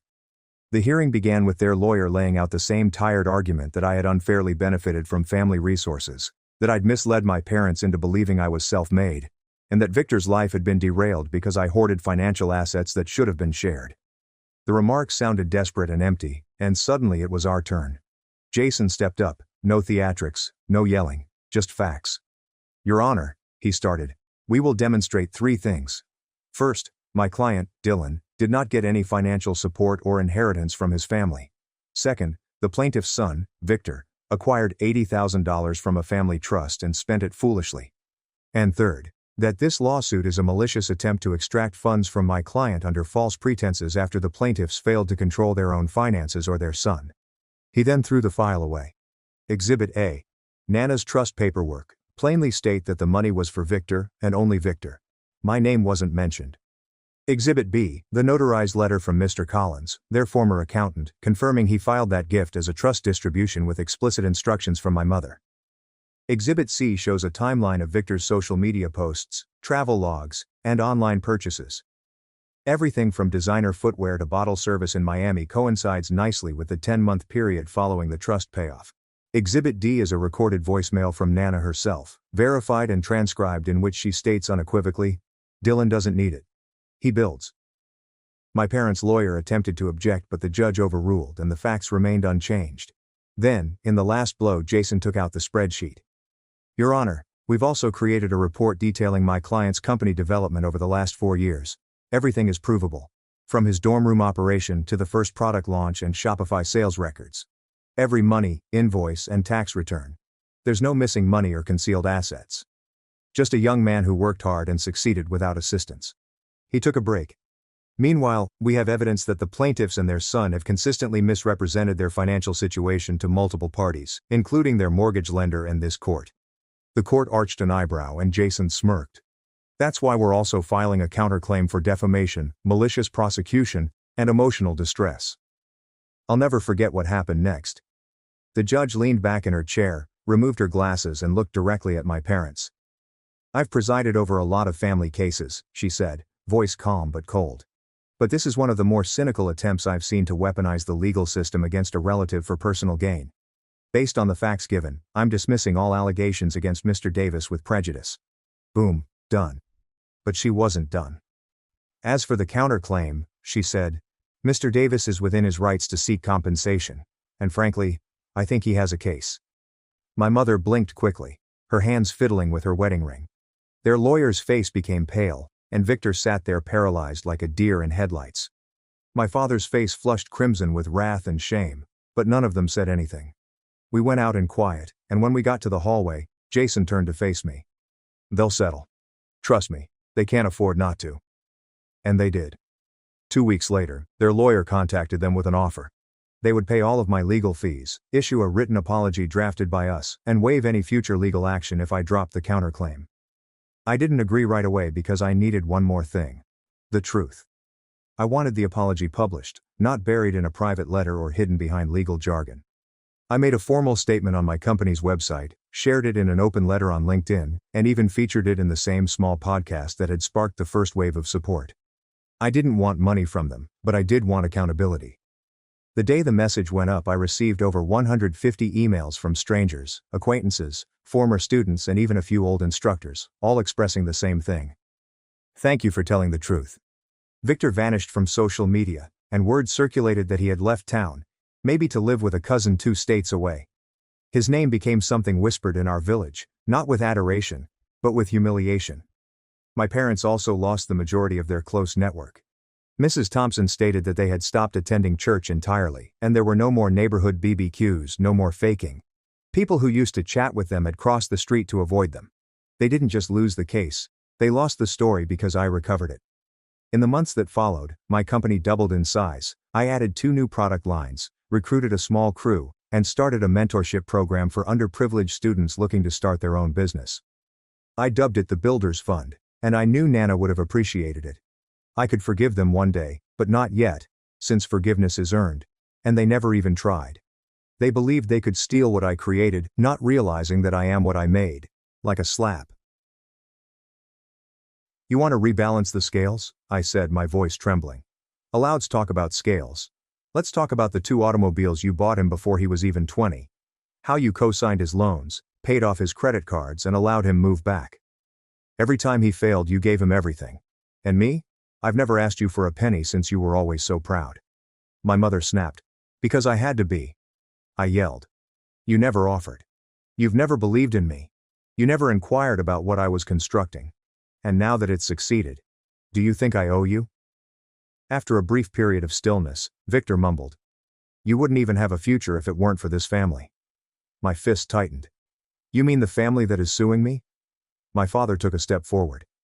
"You can prevent all of this. If you just assist your brother in getting back on his feet, we can dismiss the claim. A clean slate?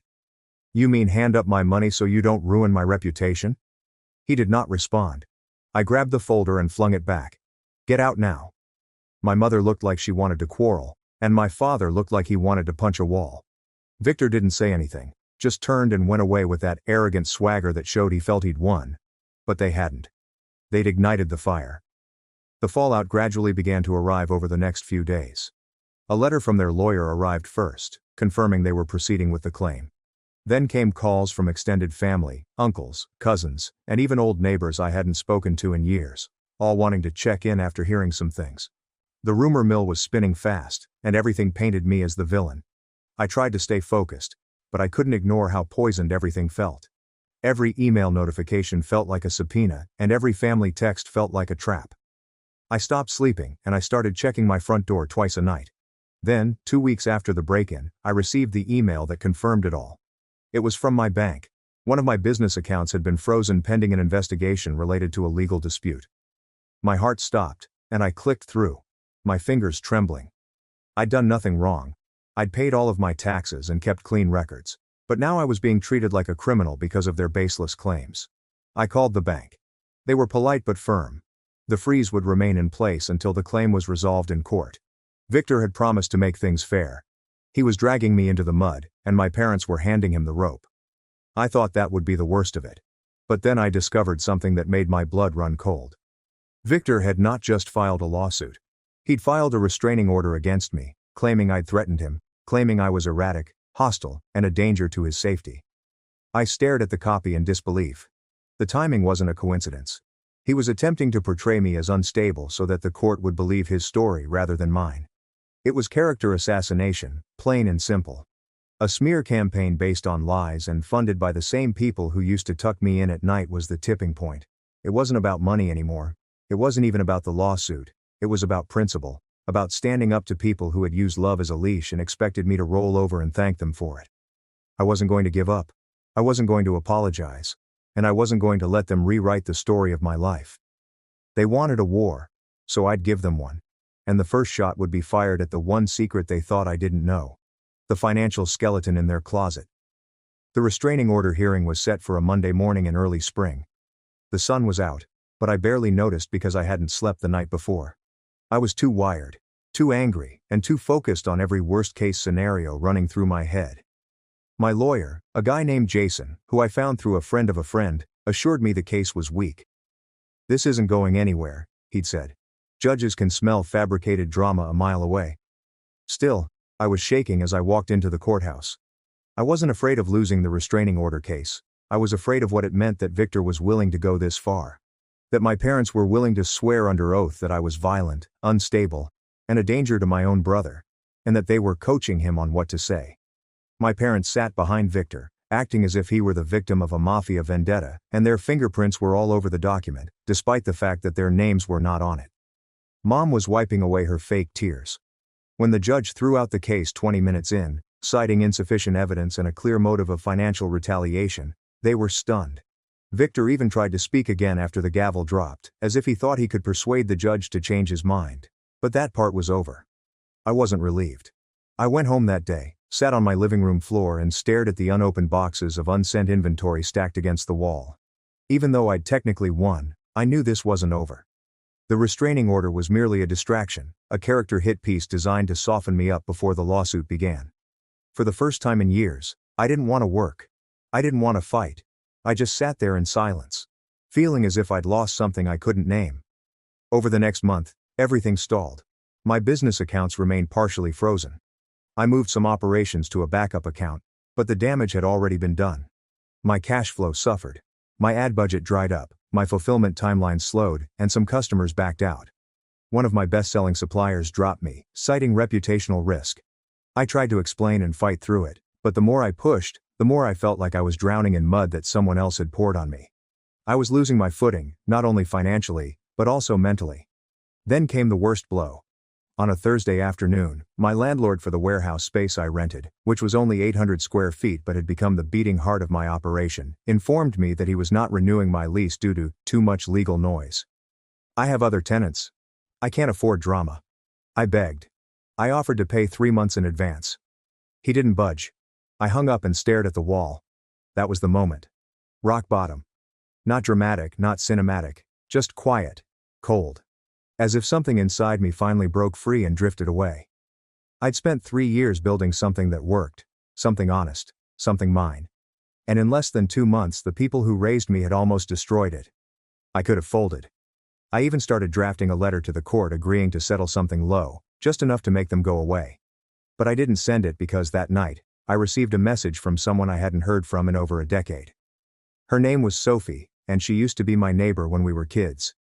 We used to play backyard tag and ride bikes through the cul-de-sac, but we lost touch after she moved away in middle school. I hadn't thought of her in years, but there she was, messaging me on LinkedIn. "Hey Dylan," she wrote. "I noticed your name in a mutual post and did a double take. I remember you from back home. I am sad to hear about the litigation. I just wanted to say, don't let them take everything you've achieved. You were always the clever and quiet one. But we all knew." I read that post several times, not because it changed anything, but because it reminded me of who I used to be. I got up that night knowing that they couldn't take away the part of me that knew how to build. I was the kid who used to sell homemade candles door to door and stayed up late watching coding videos on YouTube. I went into the storage room, cleared off my whiteboard, and started again from scratch. Rebuild, rebrand, restart. I started small, with only a few hundred in liquid cash, barely enough for a single Facebook ad run, so I went organic. Reddit, Instagram Reels, TikTok snippets. I rebranded my best-selling product under a different name, with a cleaner aesthetic and a more personal voice. I built a new Shopify store using a VPN and a fresh business LLC in another state. I stayed up until 2 a.m. every night, made calls, wrote copy and learned more about web optimization in 2 weeks than I had in the previous year, and it began to work. Slowly, quietly, but it worked. My DMs were filled with customers asking where the old brand went and thanking me when I responded personally. One of them was a YouTuber who ended up featuring the product in a review. That review blew up and the orders tripled in a week. Meanwhile, the lawsuit stalled. My lawyer filed a motion to dismiss, and their team attempted to amend it. The judge pushed hearings back another month, and then another, giving me time to recover and prepare. Because while they were busy spinning fairy tales about how I'd stolen Victor's future, I was busy collecting receipts, not just business receipts, but family receipts, tax records, which weren't easy to get, but they were real. My Nana, before she passed away, had sent me a manila envelope of her own back when she still lived alone. Victor had gotten a large payout, enough to pay off his college loans, start a business, or buy a house. But he blew it. Gambling, bars, trips, crypto scams, all gone within a year. And he knew it. My parents also knew it, but they never expected me to find out. I also discovered an old voicemail from Nana, who left it a few weeks before her death. Her voice was feeble but clear. "I hope you're doing well, Dylan.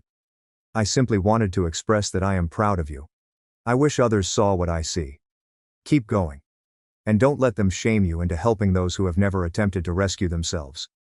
The tides were turning, but I didn't tell anyone. I stayed quiet. I kept building. I moved my entire operation into a friend's garage temporarily. He ran a coffee roasting business and let me use his back room for shipping. I played that message on repeat the night I had it transcribed for evidence. I became invisible for a while. I let them think I was losing, and I let them tell stories about how the truth was catching up with me. All the while I was watching, waiting, and preparing for the next phase, because the court date would come soon, and I wouldn't just defend myself. I'd dismantle everything they'd built, not out of vengeance, but because some people only learn when you stop letting them write your story and hand them a copy of the real one. And believe me, I was writing every word. They had no idea I had the file, which made it so satisfying. The documents from Nana's estate, the ones I discovered tucked inside that envelope she mailed before she died, weren't just sentimental relics. They were a blueprint, a timeline, and a receipt. The kind of things my parents assumed would never see the light of day. After all, Victor had torched through that money before the ink on the check had dried. Who would remember? Who would care? Well, me. I scanned everything, highlighted key figures, the trust fund, the disbursement details, the fact that Victor had been given an $80,000 payout at age 22 under the condition that it be used for long-term growth and development, but my name was nowhere to be found. I hadn't received a penny. The nicest part was Nana's handwritten message on the back of the final page, only 6 words in her cursive scroll. "Dylan doesn't need it. He builds." 6 words that shattered my parents' whole narrative. 6 words that exposed Victor's sob tale for what it was. An inheritance wasted rather than stolen. A future he set on fire. But I didn't go public with it yet. The case was still plodding along, and my parents' lawyer continued trying to put hearings back, which was okay with me. Every week that went gave me time to grow stronger and them more rope to hang themselves with. While they delayed, I began digging. I reached out to an old neighbor, Mrs. Thompson, who used to live across from us growing up, and she remembered everything, including the day Victor received the check and the brand new car that appeared in our driveway a week later. People talk, especially when you're polite and quiet. Mrs. Thompson told me over tea, "Your Nana," about the parties and screaming scenes between him and my father when the money ran out. She always thought he'd spend it. She was not blind. You know, she simply didn't want to harm your mother. I didn't even have to request a statement. She provided one. Word spread, and I soon had a little file full of messages, texts, and even images. Victor in Vegas, champagne in hand, Victor on a boat, tagged in an old college friend's Instagram post, clutching a bottle of Grey Goose and flipping at the camera, all within 10 months of Nana's trust being paid out, painted a picture that was loud, brash, and irrefutable. But that wasn't the only angle I was working. I had one more card to play, one that required some finesse. The first person I called was Mr. Collins, who used to be our family accountant back when my parents still filed their taxes correctly. I hadn't seen him in years, but he remembered me right away. "Dylan, you were the quiet one, right? The polite one." "I need a favor," I said. I wasn't sure he'd comply, but when I told him about the lawsuit, the restraining order, and the charges, he grew quiet. Real quiet. "They told me you stole from them," he said after a beat. "They said you were hiding something big, but I didn't believe it." "Why not?" "Because I did their taxes the year they got that trust distribution. Rachel told me it was for Victor's future, seed money for a tech business, and I recorded it as a gift transfer, precisely as she requested." "Are you prepared to put that in writing?"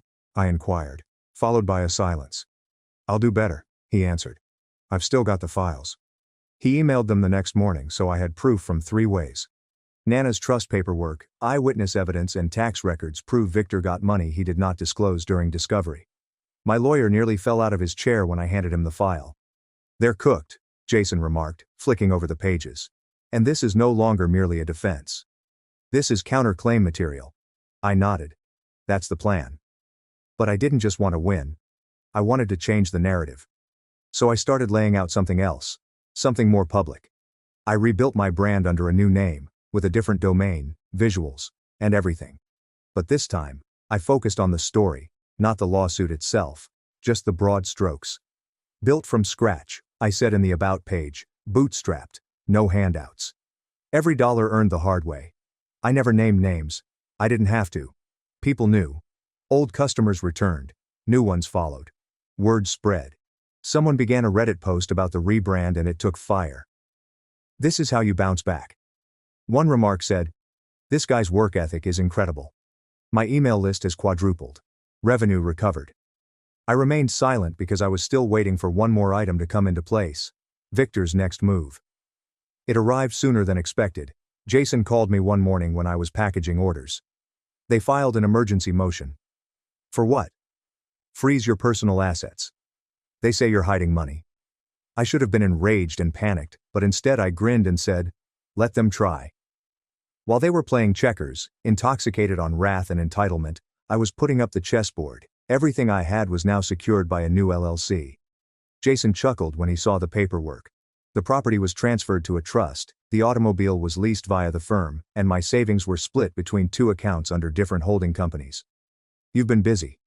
"They taught me well," I told them. "Never trust anyone, not even family." We opposed the motion with everything.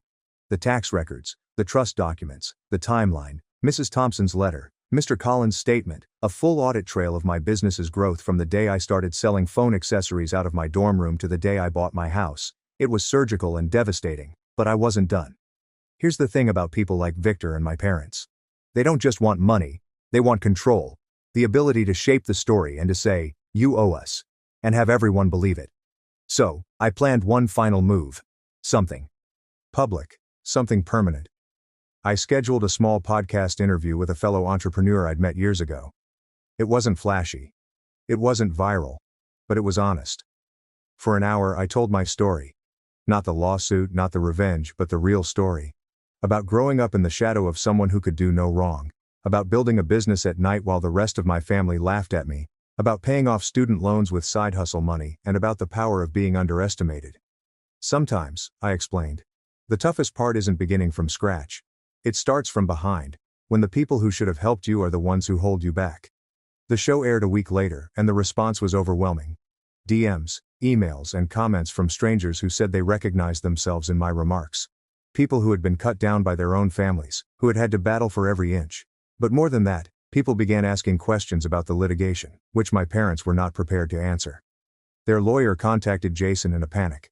"We'd like to revisit settlement discussions," he told me. "We're not interested," Jason said. Because it was too late. I wasn't playing defense anymore. I was setting the terms. The next hearing was fast approaching, and I was prepared. Not just with evidence, not just with allies, but with the unshakable truth that no matter how many times they tried to rewrite my story, I still held the pen.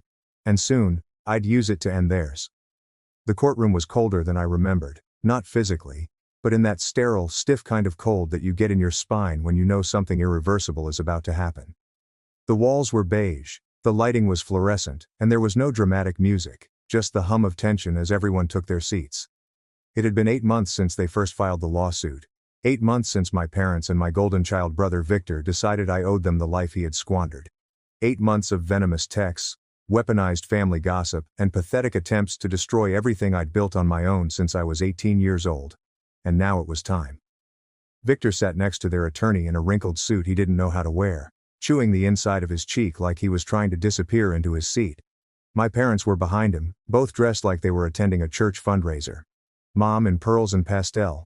Dad stiff in a blazer that didn't quite fit around his stomach anymore, and they refused to look at me. My lawyer Jason shuffled papers beside me.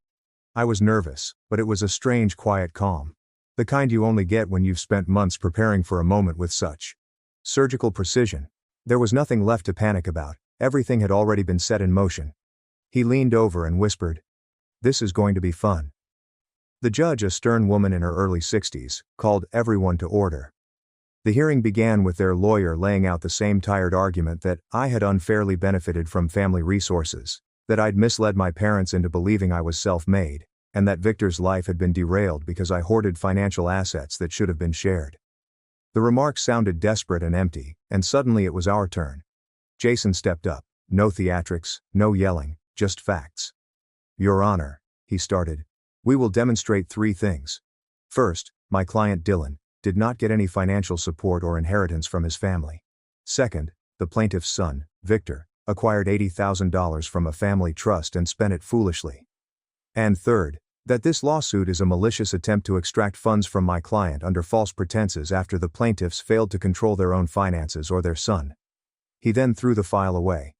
Exhibit A, Nana's trust paperwork, plainly state that the money was for Victor and only Victor. My name wasn't mentioned. Exhibit B, the notarized letter from Mr. Collins, their former accountant, confirming he filed that gift as a trust distribution with explicit instructions from my mother.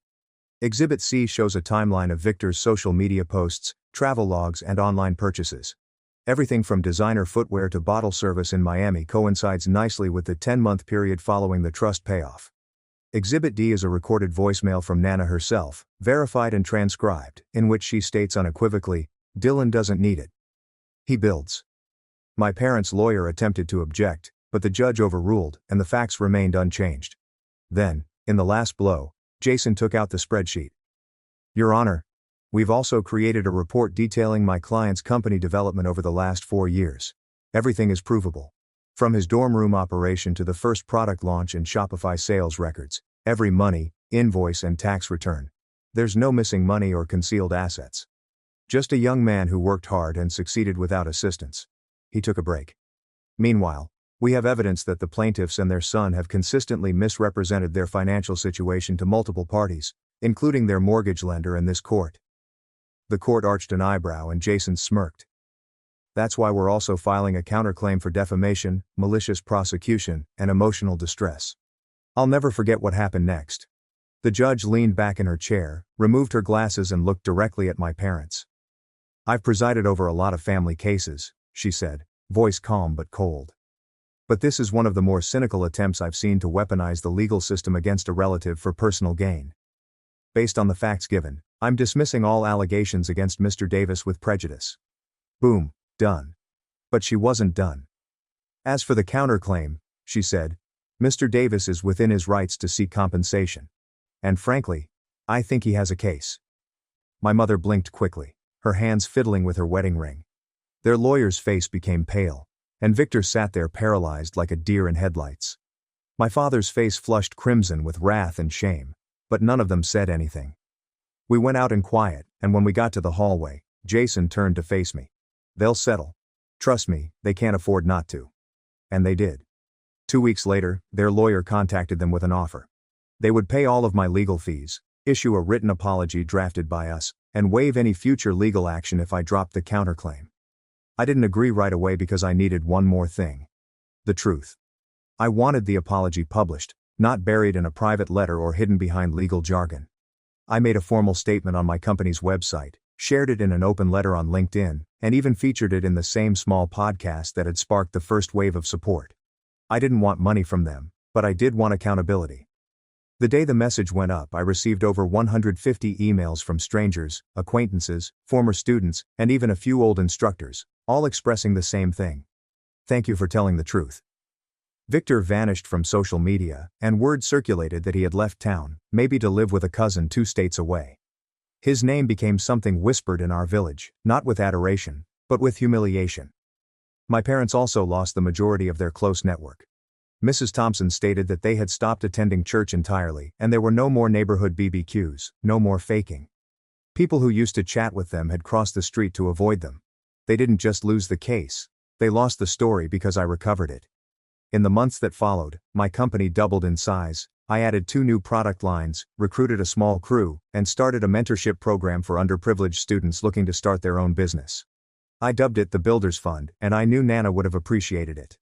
I could forgive them one day, but not yet, since forgiveness is earned and they never even tried. They believed they could steal what I created, not realizing that I am what I made. My mom let my sister take my room. When I said no, they called me selfish. I moved out with everything I paid for and left them to struggle. Living at home seemed like a good idea to me as I worked on my profession and saved money. It seems that I was merely funding other people's decisions. I stepped away when they crossed the boundary, and that's when everything went wrong. Let me tell how it began. My name is Ethan. I'm in my early 30s. I work remotely in a technical sector that pays well if you stay focused and don't mess about. I returned back home 3 years ago on purpose, not because I had run out of alternatives. It made financial sense, and it allowed me to devote real time to work while not wasting money on rent in a place where I seldom slept. Living at home was not a gloomy situation. It was a bargain. I paid rent on time every month, covered the internet, divided utilities, and frequently went grocery shopping without keeping track. Nobody was carrying me. If anything, I was assisting to keep the facility operating. I didn't brag about it or beg for applause. I just did my thing and kept in my lane. My work is not one that can be done from a laptop on the couch. I need a reliable and quiet setup. My room was more than simply a bedroom. It was my workstation. Desk, monitors, hardware and cords were all routed, clean, and in their proper locations. I created it over time, piece by piece, and maintained it tight. When I closed the door, I was at work. Simple as that. My mom, Sarah, owned the house. She enjoyed reminding people of this when it suited her. Sarah operates on emotion first and logic second. She doesn't shout much, but she can influence the vibe in a room. If she is worried, everyone notices. If she remains cool, everything will be okay. She did, however, rely on me financially more than she wanted to acknowledge. Bills did not disappear on their own, and she never refused my assistance. We got along because I did not push her. I kept a low profile, paid my debts, and did not question her authority in the home. That was an unspoken understanding. I did not need to be in command. All I needed was for my space to be respected. Outside the house, I had one person who kept things genuine with me. My Uncle Tom. He's older, has worked his entire life and doesn't sugarcoat anything. We had coffee every couple weeks. He was aware of my circumstances and did not pass judgment, but he did caution me several times. He informed me straight up that paying bills in a house you don't own always goes sideways. His words, not mine. He remarked, "The second people get used to your money, they forget your boundaries." I heard him, but I didn't expect it to get complicated with my own family. Everything was steady at the moment. There's no reason to blow it up. That changed when Sarah casually sat me down one evening. She informed me that my younger sister Megan was returning to stay for a bit. Megan had 2 children, and her relationship did not work out again. Sarah characterized it as temporary assistance. A few weeks, maybe a month, till Megan determined out her next step. I did not rush to argue. Megan is my sister. I am not heartless. Life strikes people occasionally, and I'm not the type of man who says it's not my problem right away. I asked some simple inquiries. How long, where they'd remain, and what their plans were. Sarah waved much of it off. We said we would sort things out. The aforementioned family assists their members. He said it wouldn't really affect me. Sarah had a habit of approaching my work as if it were optional. Like, because I worked from home, it wasn't authentic in the sense she valued, and she'd become accustomed to another notion. I was not going anywhere. I paid. I remained quiet. I kept the lights on. In her mind, that meant I'd adapt no matter what. That was when I halted. Megan and I do not have a close connection. She's always been noisy, reactive, and accustomed to having her way. Sarah frequently covered for her as she grew up. Megan received anything she required. If Megan made a mistake, someone else corrected it. I quickly realized that resisting that dynamic only resulted in headaches. So, when Sarah mentioned Megan was moving in, I didn't say no. But I did clock it. I understood how things might go if the lines were not clear. I told Sarah only one thing and kept it simple. My room remains mine. My work environment remains unaffected. I wasn't requesting permission. I was stating terms. She nodded and replied, "Of course." She indicated that she understood. Replied, "I was worrying too much." That was what she always said when she didn't intend to impose anything. "You're worrying too much," was her method of closing the conversation without agreeing on the real conditions. She wasn't thinking, "What happens if he leaves?" She was thinking, "He'll calm down. He always does." I didn't really believe it, but I let it go. In my thoughts, I create limits anyway. I made a decision about what I would and would not tolerate. I wasn't going to fight, and I wasn't going to bend either. I'd invested too much time and money in my career to let it devolve into anarchy. Megan was returning with the kids in tow. Sarah was already in protective mode, and I had a nasty feeling that the little while didn't mean what she thought it did. That was when I stopped expecting things would remain fair and began paying closer attention. Megan arrived on a Tuesday afternoon with little notice other than a text from Sarah saying, "They're almost here." Not "she's here." 2 cars came up, both packed, bags, bins, and loose items stacked high, as if she wasn't intending on leaving anytime soon. She didn't enter like a visitor, she walked in as if regaining territory. Megan seemed exhausted and furious before she even entered the doorway. No greeting to me, just a short nod before grumbling about the travel, the weather, and how difficult things had been lately. Sarah instantly went into comfort mode, collecting Megan's baggage, asking questions, and encouraging her to sit down. The children raced inside without being directed. Jake was older, louder, and bounced off the walls. Ben followed him around, grabbing anything he could grasp. Shoes remained on, while bags fell to the floor. They handled it like a public building. I remained out of it at first. I returned to my room and locked the door. That was the accord in my mind. Allow them to settle. Do not hover. Do not create problems that do not exist yet. That lasted around an hour. I heard steps upstairs. More than once. The children hurried down the hall, laughing and banging doors. I cracked up my door and observed them dashing in and out of rooms like if it were a game. Megan did not say anything. Sarah did not either. When I got downstairs, Megan was chattering nonstop in the kitchen. She scarcely hesitated as I stepped in. She inquired again what I did for work, as if she hadn't previously been informed. I provided a short response. She chuckled and mentioned something about computers and how relaxing it must be to sit around all day. I did not respond. Joyce also laughed, as if it were innocent. I let it go once. Later that night, as I was preparing supper, Jake began inquiring about my room, what was in it, why the door was locked, and why I had to lock it. Megan joked that I was keeping something cool up there. I shut it off immediately away. I explained that my room was my office, not a play area. I mentioned that the equipment in there wasn't toys and wasn't inexpensive. I told the kids they couldn't go in there. I was not harsh about it. I wasn't loud. I was clear. Sarah nodded as if she agreed. Megan rolled her eyes and replied, "Okay," in the same tone that people use when they aren't serious. Over the next few days, the home became more noisier. Megan remained up late, watching shows at maximum volume. The youngsters woke up early and never stopped running through the house. The cabinets were left open. Food went quickly. The groceries I purchased were suddenly for everyone. Sarah reframed every situation she encountered. She kept telling us we just needed to adjust. Megan was anxious, the kids were going through a lot and family helps family. No one mentioned restrictions. Megan constantly commenting on my work. She questioned why I required such a large space and all that equipment. She joked that today's youth make money doing nothing online. Sarah never corrected her. I reiterated myself once again. Same phrases, same relaxed tone. My room remains off limits. My equipment isn't affected. If the children require more room, we devise an alternative plan. Megan smiled and replied, "Sure." That evening I saw Jake halfway up the stairs, headed toward my room. I told him to stop. He did, but he appeared bewildered. As if he had already been informed everything was all right. Megan did not back me up. She just replied he was intrigued and strolled off. That's when I discovered people weren't taking my limits seriously. A few days later my Aunt Lily came by. She is Sarah's sister and she does not sugarcoat anything. She waited in the living room for about 10 minutes before approaching me and asking if this was the new arrangement. I promised her it was only temporary. She arched an eyebrow as if she did not believe it at all.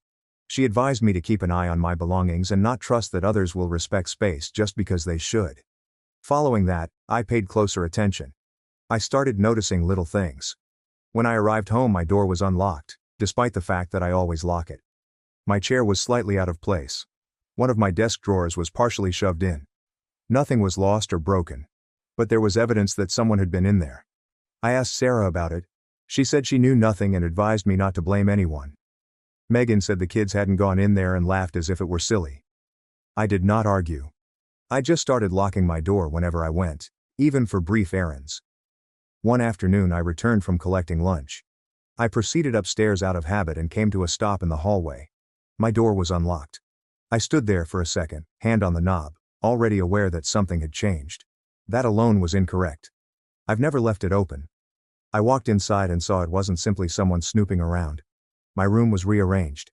My bed was shoved against the wall and covered in toys. Not a few items thrown in, but a whole display like a playroom. Plastic containers are packed beside my closet. My workstation was not where it belonged. It had been hauled sideways with cables pulled free. One monitor was disconnected and lying against a wall. Another had fingerprints all over the screen. Jake was seated in my recliner, feet up and spinning gently. Ben was on the floor, surrounded by my belongings like they were a treasure trove. Neither of them appeared perplexed. They did not appear to be uncomfortable. I questioned what they were doing in my room. Sarah rushed up the stairs before either of the kids could answer. She did not glance around. She stared at me and ordered me to mind my tone. She claimed I was scaring the kids and should calm down. Megan walked behind her, arms folded and already annoyed. She stated the kids needed more room, and this made perfect sense. She stated the guest room was too tiny and my room was more suitable. I pointed to my workstation and inquired why my equipment was disconnected. Sarah stated it wasn't harmed and that I could plug it back in later. Megan said the kids had not touched anything essential. I explained that the room was more than simply a place for me to sleep. I informed them that I paid rent for it and utilized it for work. I informed them that shifting my belongings without asking was not acceptable. Sarah stopped me off and stated it was her house, thus she made the decisions. She stated that things change when a family requires assistance. She accused me of being unyielding. I said that paying rent without having a say made no sense. I stated that if I am expected to participate, my space should be respected. Megan laughed and told me I was overreacting. She stated I didn't need all of that room. She stated the kids had it tougher than I had, and I should think about someone other than myself for once. Sarah supported her up. Spacked. She claimed I was theatrical and selfish. She stated I was always complicating things and couldn't just let them go. I inquired how long they intended to use my room. Sarah responded she had no idea, and that everything hinged on Megan getting back on her feet. Megan told me not to hurry her and that I would not understand because I didn't have children. I replied I needed access to my belongings. Sarah told me I could get what I needed, but I shouldn't wander in and out whenever I pleased since it might confuse the kids. Megan stated that was their room now, and I needed to respect it. That's when things really clicked. They were not asking. They were not bargaining. They had already made their decision. I stated that if anything in that room broke, I intended to have it replaced. Megan rolled her eyes and said the children were not destructive. Sarah claimed I was thinking the worst and acting as if everyone was against me. I didn't argue anymore. There was nothing to quarrel about. They had previously revised the scenario, thus I was the problem. That night I waited until the home was silent. I didn't say what I was doing. I did not seek permission. I walked upstairs and started bringing out what was important. I couldn't replace my laptop, external storage, audio equipment, or other electronics soon. I carefully packed everything and brought it to my car in short trips. Nobody stopped me. No one asked any questions. The following morning, Sarah observed that the desk was mainly vacant. Monitors are gone, hardware is gone, and the vital stuff is already out. She inquired about where my belongings had gone. I informed her that I had temporarily relocated my work equipment. She disliked it, but she did not press. Later that day she warned me that I shouldn't enter the room unless I required anything particular. She said that it was best for everyone if I kept out of the way. Megan agreed, saying I had to accept that things had changed. I nodded but did not answer. That night I secured my car with my equipment inside and went to bed in the guest room, aware that something essential had changed. Not the room, but the scenario. That's when I quit trying to mend things. I stopped expecting fairness. I stopped assuming my contributions were important. I was still paying for my accommodation. I just wasn't permitted to use it anymore. Work quickly deteriorated once I removed my equipment from the room. And it was not subtle. It wasn't an awful day or an unpleasant afternoon. It was consistent. Every endeavor to do anything became a war with the surroundings. I initially tried working from the kitchen table. I thought I could make it work for a few hours at a time. It lasted around 15 minutes. The kids were constantly in and out of the kitchen, running about, jumping on chairs, peeking over my shoulder, asking what I was doing, and snatching my laptop like it was a toy. Megan never corrected them. Sarah would respond, "They're just curious." As if that explained the fingerprints on my screen. I moved to the living room late at night, figuring it would be calmer after the kids went to bed. It was not. Megan remained up late. watching shows at maximum volume. She did not inquire whether it disturbed me. She did not reduce it while I was on calls. Headphones did not solve anything. I could still hear laughter, yelling, and unexpected noises that sliced through whatever I was listening to. Calls were interrupted. I had to apologize again and reschedule meetings. Deadlines started to slip, not because I wasn't trying, but because I couldn't finish anything neatly. I didn't skip work because I was lazy. I was missing work because I didn't have enough room to do it. I mentioned it calmly more than once. I did not bang doors or accuse anyone. I presented choices that didn't screw anyone over. I kept everything realistic. The guest room may be functional if we changed it. The children might alternate rooms for a while. I could shift my workstation temporarily. If I had a door, I could close it. I was not demanding that things return to normal overnight. I just wanted something functional so that I could do my job. Sarah dismissed every proposal without thinking about it. She didn't ask questions or consider alternatives. She said the guest room was too tiny. She stated the rotation would confuse the children. She said I was complicating matters and causing stress for everyone. Megan did not even pretend to consider it. She chuckled and said I should be able to handle a minor inconvenience. She stated that those with actual duties do not have the right to complain about their comfort. Every time she spoke, it seemed less like worry and more like entitlement, as if she had already decided my concerns weren't important. Then she became louder. She said I was not stepping up. She mentioned familial sacrifices, which I definitely didn't comprehend. She remarked, I was lucky I didn't have kids depending on me, and that I had no idea what pressure really was. She spoke as if struggle was a competition, and she had already determined she would win. Sarah nodded along. She kept saying Megan needed help, and I was in a better position to adapt. She claimed I was young, flexible, and would be okay. Each phrase returned to the same position.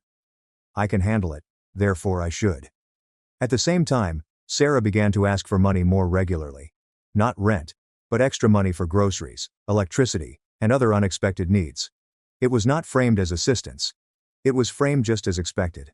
Like my participation was presumed, and challenging it was absurd. Megan never offered anything. She didn't say anything about donating. She did not inquire about the price of items. She didn't recommend joining in. She simply pretended everything was under control. The house became noisier. Megan brought guests over without saying anything. Friends, children, and individuals I didn't know. The living room became a permanent hangout. Noise never stopped. There was constantly someone speaking, laughing, and moving about. One afternoon I discovered a slight bend in one of my cables where it had been yanked. Another night I discovered my chair scuffed up. Small things, but not by mistake. What happens when people do not care, when they handle your belongings like they're already communal? That's when I began keeping track. I snapped shots of the room when I went in to get something. I jotted down the dates that my door was left open or my belongings were relocated. I maintained receipts not because I intended to defend each issue, but because I needed a clear record of what was happening. I wanted to be sure I wasn't dreaming it. Lily came by again at the conclusion of the week. She sat in the living room for about 10 minutes, watching the turmoil, listening to the noise and noting how nobody corrected anything. She then drew me away. She informed me it wasn't about space anymore. She said that they were testing me to see how far I would go if they continued pressing. She said that once people become used to you giving in, they stop asking.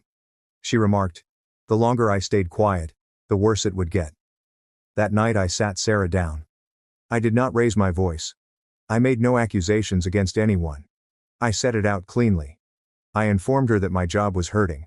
I informed her I was paying rent for a place I was not permitted to use. I informed her I had proposed options, but none of them had been considered. Sarah sighed, as if I had exhausted her.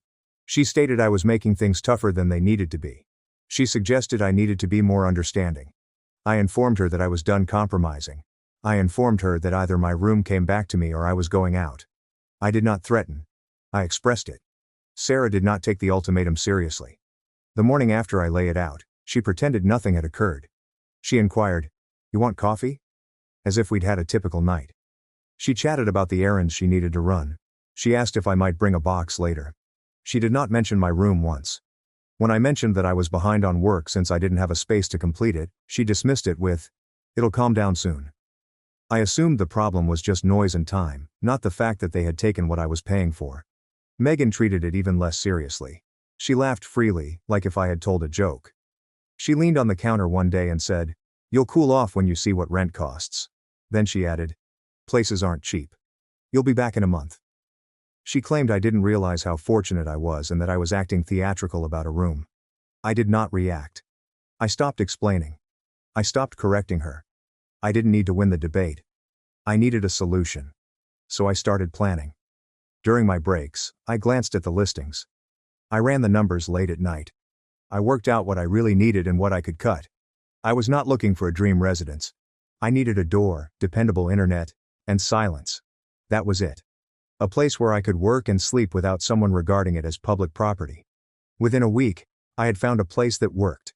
A little room in an older building, clean enough but nothing special. The landlord was straightforward, didn't ask a million questions, and didn't mind that I worked from home as long as the rent arrived. It cost more than I paid Sarah, but it was manageable provided I remained diligent. I did not inform anyone. I signed the lease, paid the deposit, received the keys, and placed them in my glove box as if they were a spare set. I kept moving the same way I usually did. Quietly and steadily, with no huge pronouncements. Then I began segregating things. The internet was under my name. I planned the transfer. There were a few subscriptions associated with the home. I changed my payments such that the rent ended the day I moved. I didn't threaten anyone with it. I didn't give a speech. I simply handled it like an adult. The supplier informed me that service at Sarah's address will be cut off the morning my new service was activated because the account was relocating with me. A few days later, the mood in the house changed. Sarah began asking questions about bills that she had never asked before. "Did you pay for the internet yet?" she said too carelessly. She added that food had just become more expensive. As if she was testing the concept that I would cover it without being asked. She did not state it explicitly, but I could sense she was under strain. Megan started protesting as well. She stated that things were tighter than she imagined. She believed Sarah had more saved. She shouted her remarks in the living room at full voice as if she wanted the entire house to know how unjust it was. Never once did she remark, "I can help?" She never inquired as to the root cause of anything. The tension did not burst immediately. It simmered. Small disagreements, strong tones, and doors closing more forcefully than required. Megan snaps at the kids more frequently. Sarah is becoming silent and short with everyone. Then I became annoyed about minor issues. The home had a continual edge about it. One wrong statement might send someone off. I kept out of it. I told Sarah about my plans to move the night before. I waited until Megan was busy and the house was silent. No audience means no drama. "I found a place," I explained. "I'm moving tomorrow." She paused for a second, as if her head needed to catch up. "Tomorrow?" she asked. "Yes." Her expression altered quickly. She began discussing timing and how abrupt it was. She requested more notice. She said she was unprepared for this. When I requested to return to my room, I informed her that I had given notice. That's when she went straight for the money. "How am I supposed to cover bills?" she inquired. "Are you still paying rent next month too? You can't just cut us off like this." I answered, "You'll have to figure it out." Megan entered halfway through the chat, and Sarah informed her that I was moving out. Megan initially laughed, as if it was a joke. "Okay," she said, smiling as if she had caught me bluffing. "Sure you are." She knew I wasn't playing. Her voice rose up quickly. She called me selfish. She said I was forsaking family. She said I was doing this on purpose to punish them. She said I was attempting to make her appear terrible and keep her stuck. I did not raise my voice. I did not defend myself. I told her the truth once. "I'm not paying to be shut out of my own space." Megan yelled back that I was wrecking everything, screaming a tantrum, and that no one would assist her right now. She began detailing her difficulties, as if I was meant to feel responsible for them. Sarah alternated between terror and wrath. She claimed one minute she didn't believe I'd leave. The next thing she said was that I was overreacting and making mistakes. I did not adjust my tone. I did not apologize. I informed Sarah that I had already shifted my work equipment. I told her I'd be leaving in the morning. I informed her I was not bargaining. Megan said something beneath her breath about my crawling back. I disregarded it. That night, the home was really noisy. The cabinets slammed. Kids are restless. Megan paced about, as if she wanted to keep the tension going. Sarah remained in her room. I packed the remainder of my personal belongings gently. Clothes, books, whatever I didn't want to lose. The heavy stuff remained overnight. Desk, chair, any leftover cords, and boxes. I was not carrying stuff out alone in the dark. That was for the morning. When I was finished, I shut the guest room door for the final time and laid down. For the first time in weeks, my mind was silent. There will be no rushing in the corridor, no bickering, no waiting below, and no need to explain myself repeatedly. They assumed I was faking. I was not. I arrived early with Lily. There's no notification or warning text. I wanted everything done cleanly and quickly. Lily stepped out of the car first and took a quick glance at the house before saying, "Let's get your stuff and go." She wasn't there to dispute with anybody. She was there to ensure that nothing got out of control. Megan was on edge from the time we came in. She did not even say hi. She merely gazed at us as if we were trespassers. "What's she doing here?" she questioned Sarah, loud enough to be heard. Lily smiled nicely. Megan sneered. "I'm helping my nephew move." "He's not moving. This is ridiculous." I didn't say anything. I went straight for the stairs. Megan stepped ahead of me at the bottom. "You're not going up there," she said. "The kids are sleeping." I did not raise my voice. I did not slow down. "Move," I stated calmly and flatly. She did not. She crossed her arms and positioned herself as if it would work. Lily approached me. "Megan," she stated steadily. "This isn't your house." Megan jerked her head toward Lily. "Stay out of it. This is family business." Lily didn't flinch. "Exactly." I stepped by Megan, not touching her. She took a half step back, astonished. Sarah arrived from the kitchen, all worked up. "What is going on?" Sarah insisted. "Why are you doing this today?" I said. "I had informed you yesterday." "I'm moving." Sarah's face crumbled, then stiffened. She moved from crying to angry in a matter of seconds. "You're tearing this family apart," she stated. "Do you have any idea what you're doing?" I continued to move. When I opened the door to what used to be my room, the chaos struck me again. Toys are everywhere. Food wrappers are on my desk. My chair was crammed into the corner. Stuff I didn't recognize was stacked on previously clear shelves. I had already removed my things, but they had continued to live in there as if it were their own. So, in the meanwhile, things had deteriorated rather than improved. Megan dashed in after me. "You can't just barge in here," she said. "This is their room." "It's my stuff," I explained, immediately disconnecting what remained. "I'm taking it," she said, raising her voice. "You're abandoning your nieces. You're really doing this to kids." Lily came to their rescue. "Stop using your kids as a shield," she advised. Megan whirled on her. "This is about control. You don't get to talk to me like that." Lily refused to back down. "Then don't act like this," Sarah said, standing at the doorway and weeping again. "I didn't think you'd actually go through with this," she told me. "I thought you'd calm down." I did not look at her. I continued packing. I received what I paid for. Desk, chair, remaining equipment, cable boxes. Nothing more, nothing petty, just mine. Megan hovered and made remarks the entire time. "You're selfish. You think money makes you better than everyone. You'll regret this." I didn't reply. She attempted to grab one of the crates. Lily stood between us right away. "Don't," she said. Megan put her hands up. "That's his property." Sarah said. "Unbelievable. He's really doing this. This is my house." She shouted. "You don't get to just take things and walk out." I eventually turned to face her. "Then you shouldn't have taken my room while taking my rent." That silenced her for a while. The kids awoke throughout all of this. Jake stood in the corridor observing. Ben began weeping. Megan pointed at them as evidence. "Look at what you're doing," she remarked. "You're hurting them." I didn't say anything. Lily knelt down and ordered the children to return to the living room. Sarah led them away, still weeping and moaning about how unjust it all was. Once the room was empty, the tone changed. Sarah recognized she was not going to stop me. Megan recognized that shouting wasn't effective. They both simply watched as I hauled boxes out. Nobody helped. Nobody volunteered to make things easy. They simply stood there, startled. Sarah followed me outside when I finished loading the final box into the car. "You can't just leave us like this," she explained. "We're family." I opened and closed the trunk. "Family doesn't lock you out of your own space." Megan yelled from the doorway. "Don't come crying back when this blows up in your face." I gave her a quick look. "I won't." I got into the car. Lily climbed in with me. There are no parting embraces or speeches, only the sound of the engine turning over. As we drove away, I didn't glance back. My new house was silent. At first it seemed too quiet. We unloaded quickly. Lily helped me take everything up and made no comment about the space. When the final package was inside, she turned to me and said, "You did the right thing." I nodded. After she went, I shut the door and leaned against it for a while. There was no yelling, no footsteps, and no sense of tension in the air. I was finally able to breathe after weeks.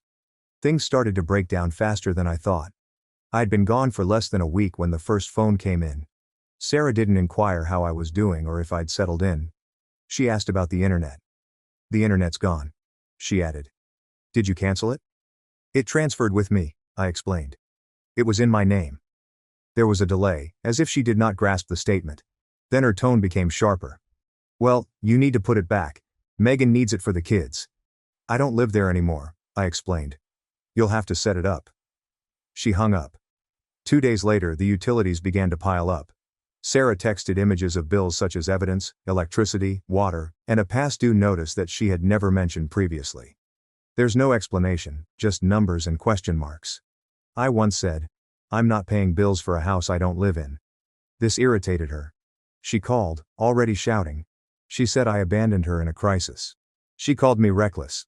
She claimed I owed her extra money for the rest of the month since I failed to give her adequate notice. "You took my room while taking my rent." I answered, "That was the notice." She called me ungrateful and hung up. Megan remained quiet at first. That did not last. A few days later she texted me as if nothing had occurred. There was no apology or responsibility, just polite casual communications asking how my apartment was and whether I had straightened things out yet. I didn't respond. She tried again later that night. This time, it was about money. "Sarah's really stressed," she wrote. "We're all under a lot of pressure right now. Maybe you could help out a little until things settle," I said one day. "You live there. You can help." That's when the tone changed. She said I was being unkind. She thought I was punishing the children. She said that I was intentionally causing her to fail. She claimed she would never do this to me. I didn't participate. Without the internet, the home became noisier. The youngsters were unable to stream anything. Megan regularly complained to Sarah. Sarah snapped back. Arguments began to take place in the open rather than behind closed doors. Then Sarah made it public. She wrote online about how her kid walked away during a difficult period. She didn't say my name, but it was evident. Messages started arriving immediately away. Cousins, an aunt I seldom spoke with, and one of Sarah's acquaintances. It's the same question every time. What actually happened? I disregarded it for a day. Then I stopped pretending that stillness equaled maturity. I did not compose an essay. I did not debate in the comments. I simply posted one item. The facts. Screenshots of my rent transfers. The internet bill is in my name. Time-stamped photographs of my room before and after they were shot. No insults. No speeches. Just evidence. The tone shifted after that. People stopped asking what happened and instead asked why Sarah left that bit out. The post vanished the following day. Then texts started rolling in. Cousins, an aunt I seldom spoke with, and one of Sarah's acquaintances. They all had similar questions. What exactly happened? I told them the truth. Short and clean. I paid the rent. I paid the bills. My room was taken. I was shut out. I left. Most of them stopped responding after that. A few people claimed they understood. One responded, "I don't blame you." The post vanished the next day. Megan's circumstances worsened after that. With the internet down and expenses piling up, Sarah began pressuring her to contribute. Megan pushed back loudly. They battled regularly. Sarah expected Megan to take the same initiative that I did. Megan was not ready to do that. That's when the irony struck. The children were returned to the guest room not because it made sense but because there were no other options. Once I left, the very thing I had advised before became acceptable. My previous room remained unoccupied for a time. There are no toys or setup, only a reminder. Sarah phoned me back a few weeks later. She sounded exhausted. "I'm not furious, just worn down." "I didn't think you'd actually leave," she told me. "I told you I would." "I thought you'd cool off," she said. "I thought you'd realize this was family." I remained quiet. She exhaled. "Things are harder now." "I know," I said. There was a prolonged pause. She did not apologize. She did not acknowledge wrongdoing. She just stated, "I wish you'd handled it differently." I responded once, and that was all. I dealt with it the only way I could. She did not argue. Following then, the texts slowed. Megan stopped reaching out completely. I heard from someone else that she was seeking for her own apartment. Sarah was overburdened, and the house was always tense. None of this shocked me. What surprised me was how calm my life had become. Work resumed after I was comfortable. I received payment for a project that I had fallen overdue on. I set up my equipment just how I wanted. Nobody touched it. No one commented. Nobody hovered. Some evenings, I worked late. Not because I had to, but because I could. The hush was not heavy. It was clean. I wasn't furious any longer. I wasn't rehashing debates in my mind. I didn't brace myself every time I heard footsteps. They assumed respect vanished when I departed. It did not. It was never present to begin with.